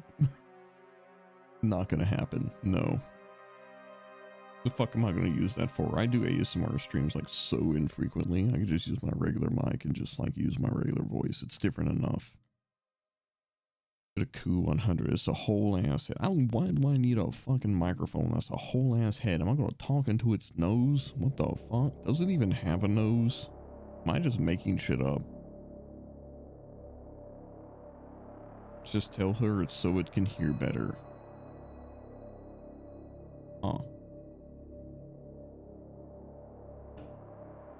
I can confirm from an actual reliable source that the Blackstone board game was made by a team of people who love to shove so much weird and old lore into a game as possible. Hence why there is an actual weird looking navigator, ratlings, a man of iron, old Tyranids, chaos renegade regiments, etc. Neat. There's a whole ass head with ears that act as mics. I don't like that. I'm gonna walk into my office. It's gonna be dark. I'm just gonna see the head. I'm gonna think like Satan has invaded my office and is sitting in my fucking chair or some shit. We're like half asleep, fucking reading a comic on the internet. I'll look over like behind my screens. There'd be the head mic. I think the fucking devil was like climbed through fucking windows, hiding behind one of my screens. No, fuck that. But oh, I could have a heart attack. Just fucking die, pass out. That's it. Can't stream anymore. Weak heart. Mannequin head mic scared me. Is here to tell you he's a huge fan. Wait, wait, no, I haven't told the story. Alright, so no, I've told this story to friends, but I haven't told the story to anybody else. So my wife, Mrs. Cab, she was hanging out with some friends, right? And like her friend put their info in her phone and everything like that so you can message her, but change the notification sound to the sound of a laughing baby. So one day I'm in the house by my goddamn self. I'm, you know, like walking around, I'm doing shit, you know, like I walk out of the bathroom and then all the lights are off in the house because it's fucking light outside, okay? You know, so like shadows, you know, always a little bit shadowy. I'm walking towards my bedroom down the hall and I hear a baby laugh. I stop dead in my tracks. Mind you, I only got one fucking working leg, all right? The other one, it can hold me up, but it ain't good for shit. I shift my hips. I got this leg cocked back. I am ready to just like, if a fucking demon baby comes out of that room, I am putting all fucking 270 plus pounds of me behind that leg. 6'3" man, 200 plus pounds of force coming out of that leg. I'm gonna punt this shit through a fucking wall right back into hell. And I like listen again. I'm like, did I just have like an auditory hallucination? I was like, oh. And I'm like, maybe I've been watching too many horror movies with that. So I go sit down in my fucking office, walk in my fucking office, sit down. My back is to the door and is to my bedroom. All right, because my bedroom is across the hall from my office. I'm sitting there. I'm just typing away. I completely forget about the occurrence that just happened. And as I'm sitting there, I'm working on shit. I think I'm messaging like Salty. Or no, I'm talking to. I was sending something to Froggy, and then I hear the baby laugh again, and I'm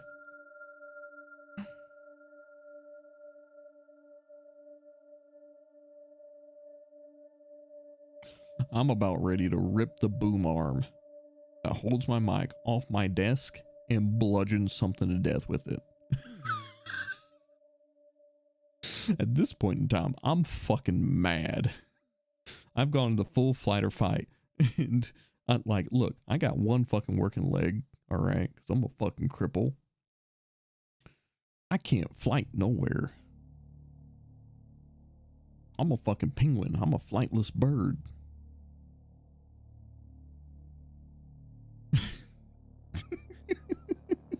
Yeah, there's only fight. So I go look at it, I'm like, what the fuck?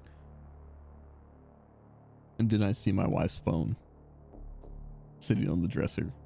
I'm just like, and I like click it over and I'm just like, oh, 2 missed messages. I'm like, son of a bitch.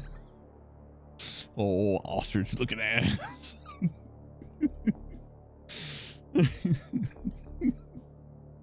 Mr. Cabal, you are very brave, but you are also very crazy.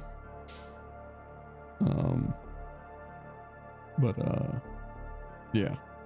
Fight or flight. Flight for me. Flight for the demon trying to invade my house. Yeah, it's yeah. No, that's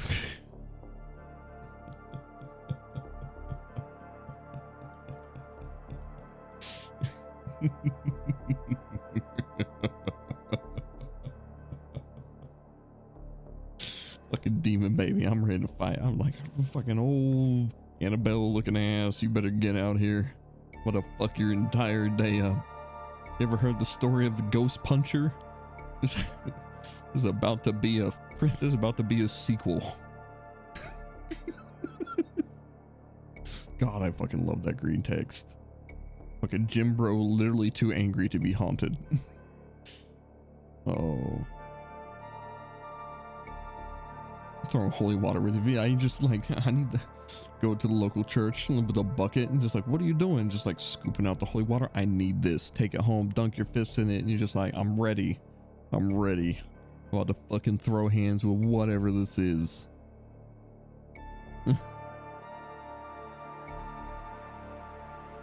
Chav accidentally guessed it and thinking he's about to fight some demon baby. Oh, absolutely. Like, I'm not like giga superstitious or anything like that, but like if the fucking random ass baby laughter out of nowhere, I'm just like, oh, I'm like, that's not good. The Jim Bro Ghost Puncher green text is the best. It's absolutely amazing. Father, I need to be blessed with the ability to beat the devil out of my home. And if iron works on demons, it doesn't kill them, just hurts. Oh, great. I just need me a crowbar. Oh no, wait, no, not even crowbar.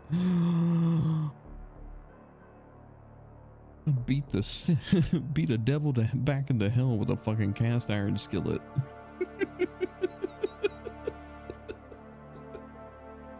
A cast iron skillet rubbed with holy oil. Hey, it'll work. Yeah, if it fucking works.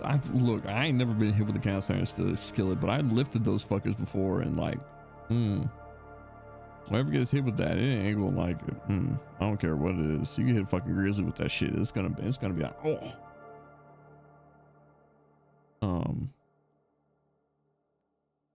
Cole cocks a ghost and breaks his jaw in 2 places. I can't believe I'm being sued in the afterlife. Let me tell you, I dropped one on my boot. Oh, fuck that. No, hell no. I'm gonna drop I dropped a fucking full can of green beans on my foot at one point in time. I still got a fucking dent in my toenail. We're doing exorcism with a cast iron frying pan. Let me tell you about Hell's actual kitchen. Fucking Gordon Ramsay shows up in a priest outfit. He's got a cast iron frying pan that's coated in holy oil. Walks up to the possessed person, puts 2 pieces of bread on each side of the head. What are you? What are you? I'm an Indian sandwich. I cast you out in the name of Jesus.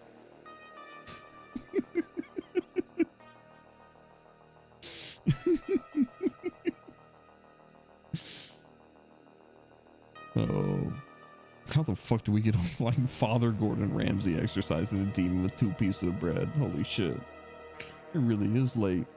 Oh my god. Southern Gordon Ramsay be a sight and a goddamn half. It would. My god. You have Gordon Ramsay grows up in like an old Southern kitchen. That man would be ornery as shit. Like even more so. He's already an angry British man, but like I just imagine like a Cajun Gordon Ramsay. Like, you ever seen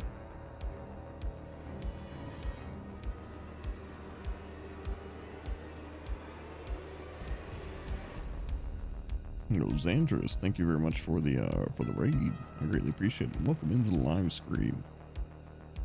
The Xandris raid is upon you. Oh no, I was not prepared. So Gordon Ramsay said to the turkey, it was undercooked. You were not prepared. Take anybody back? Anybody have fucking flashbacks? Did you just have nostalgia hit you in your fucking heart? You're just like, I remember when WoW was good. Turn to fucking dust, you boomer. How goes it, Kappa? It goes. We were talking 40k. Now we're talking about a Louisiana version of Gordon Ramsay that exercises goes with a holy oil coated cast iron frying pan. So, but now I'm sad. Remember, more espresso, less depresso. Now I'm fast.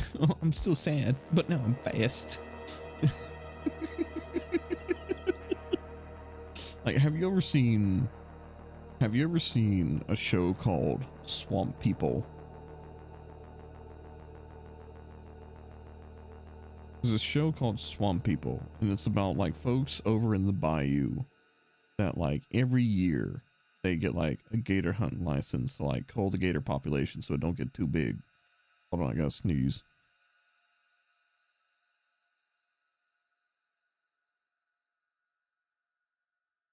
There was, I can't remember this dude's name, but this man, or those your people, not my people, but my people's mountain folk. There were some moonshiners in the Cabal family line, but there's this one dude, and this dude's his Creole accent is so fucking thick. Hootie knows what I'm talking about. It's like shoot it down, gator. It's like what? Shoot it down, shoot gator. It's like what? Shoot the gator. They did a shoot the gator. It's like, excuse me? You sound like Boomhauer with a mouthful of swamp water. Shoot a gator. Yeah. Good to know the chaos runs in the Cab family. Oh yeah, yeah. No, I come from mountain folk. Oh, there we go. There's a little ASMR for you. Fucking the entirety of my hands just cracking like goddamn Rice Krispies. I know exactly of whom you speak. Yeah. Look, you gotta keep the finger bones limber. Out in southern moonshine definitely tastes different. Well, that was crisp. I'm glad you enjoyed it. Well, my family's from the south and most of it is swamp. Yeah. Hoodie's from them swamp folk.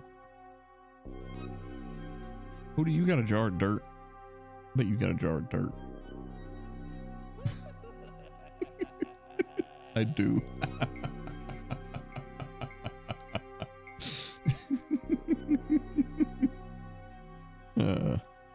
So whoop, never mind. Yeah.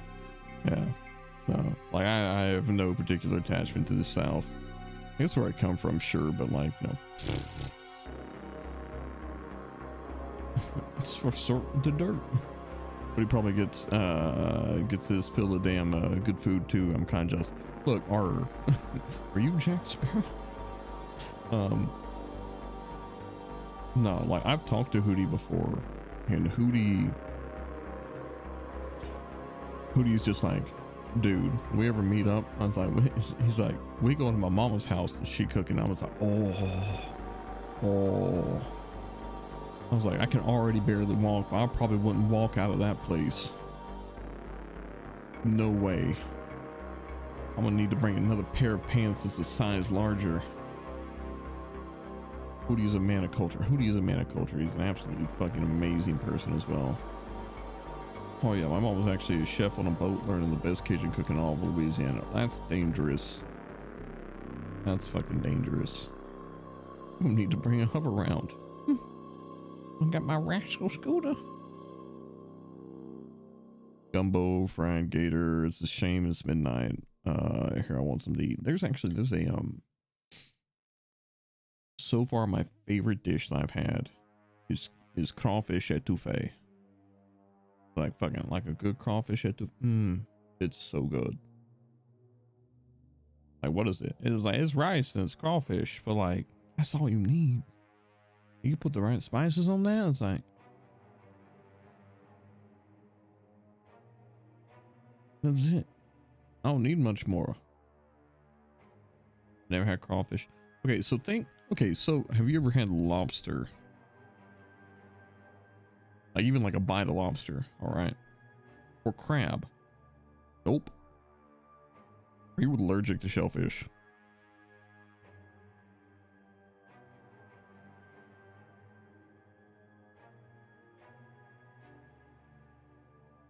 Never had any genuine southern etouffee. I want to try it. Okay, so basically not allergic, just twice poisoned. Fair. So if you never had crawfish is like, I would liken crawfish more to lobster than I would crab, but it's like a, how do I put it?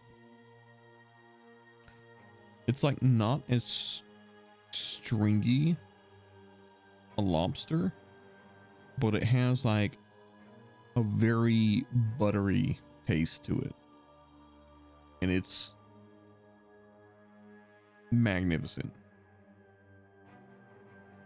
Now granted, I only eat crawfish tails. Like I can't do the whole, I'm gonna crack this open, I'm gonna suck the head. No, I can't do it. Like literally I'm like, ooh, I gag. Crawfish, the mini / better lobster. Like Tinder does not do it. It doesn't. Crab honestly is very close to chicken consistency. Yeah. Why the head? When you cook them in like juices and stuff like that, it's actually really, really good. Okay, see, like you don't like turn it around and you put the head in your mouth. So what you do, Husky, is you grab the crawfish and you crack it open and you the tail and then you the head from the inside portion, like where you break it in the middle. All right, it's not like I'm gonna turn around, I'm gonna suck on the butt. No, you crack it in the middle and you suck the meat out and you suck the juice, and it's good. But like, and also I'm like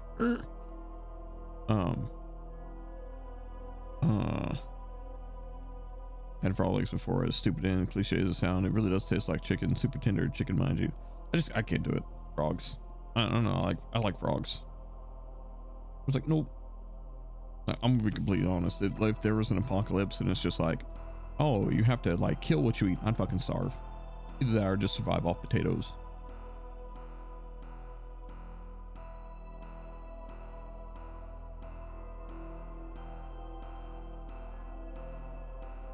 Unfortunately, that juices liquidized brain and whatnot.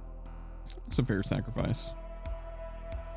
Something I have to try at some point. Yeah, definitely like try it. Like me, I could just never get over the fact. I could just never get over it. Like I tried it, it's good, but I just never get over it, and it makes me eek.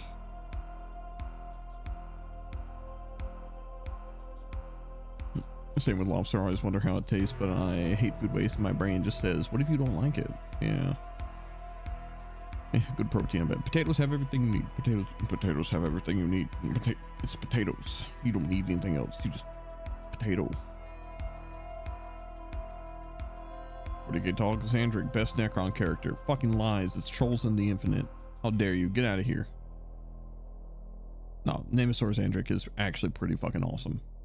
I do like Nemesis Andrew. He's just a crazy man who's all about his chivalry and about his, about his, like keeping up his courtly appearance.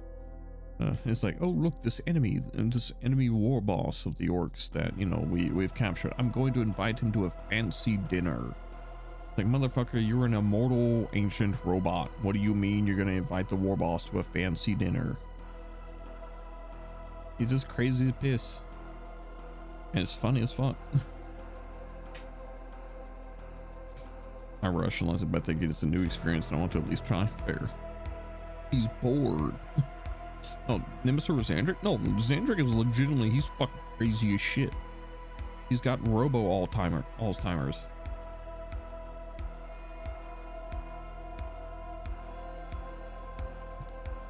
Like, everybody else is updated to like Windows 40,000. He's still running XP.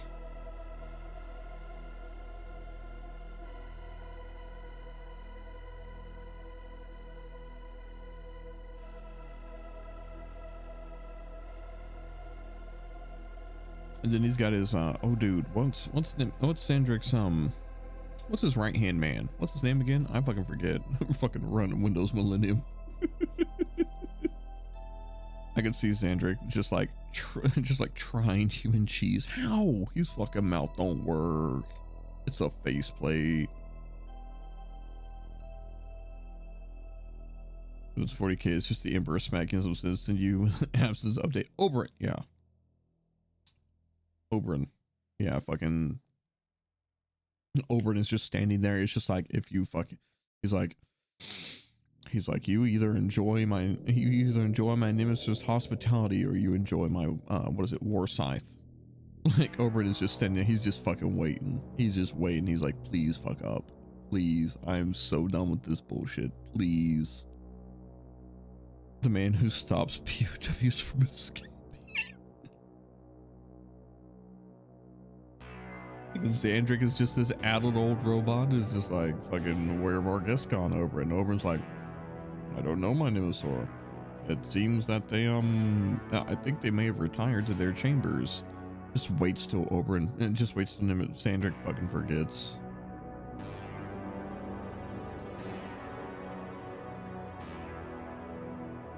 I forgot some things, but one part tastes like chicken, the other part tastes like beef. Oh, let me.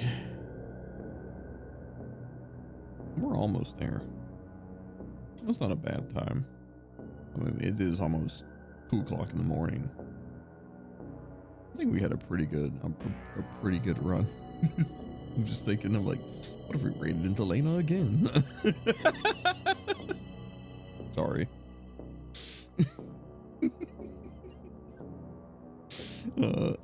Yeah. Oh my god, do it. No, I want to read somebody else.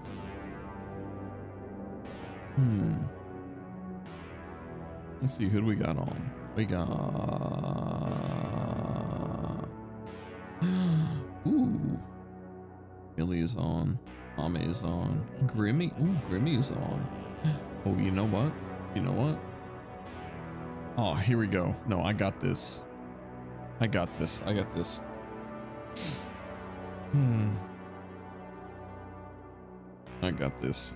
Fucking, we're gonna raid. I haven't been able to do this.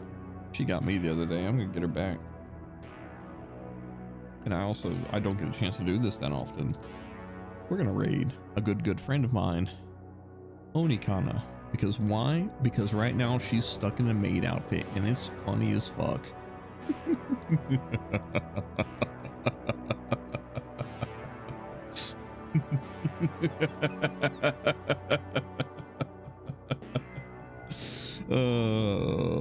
No, I want to thank all of you for coming and hanging out for like a little, like, a fun little like ASMR stream, talk about 40k with me. I super appreciate it. Thanks for coming and hanging out, and I will see all of y'all Monday.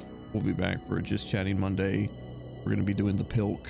We're gonna be doing the thick coffee. And we'll probably also sit down and we will come up with a some stuff for some other streams is what we'll do. We have a just chatting stream. We'll come up with the content for some prior streams. How was the jar of Johnny? It finally stopped finding me. It finally stopped. I won that battle, but I'll be damned if I do that again. The only way I'm doing that again is if we hit the cursed food sub goal. That's the only way. Yeah, the candy stuff. Yeah. So we'll figure out, what was it, the horror antagonist tier list, and we'll figure out the list of candy is what we'll figure out, and that should be fun. And 5K. No, we're gonna have a bunch of subs fall off this weekend. It's not gonna fucking happen. Stop it. Stop it. Get some help. All right, y'all have an absolutely amazing evening or morning, depending on where you're at. I appreciate you all. Take care of Kana for me, okay?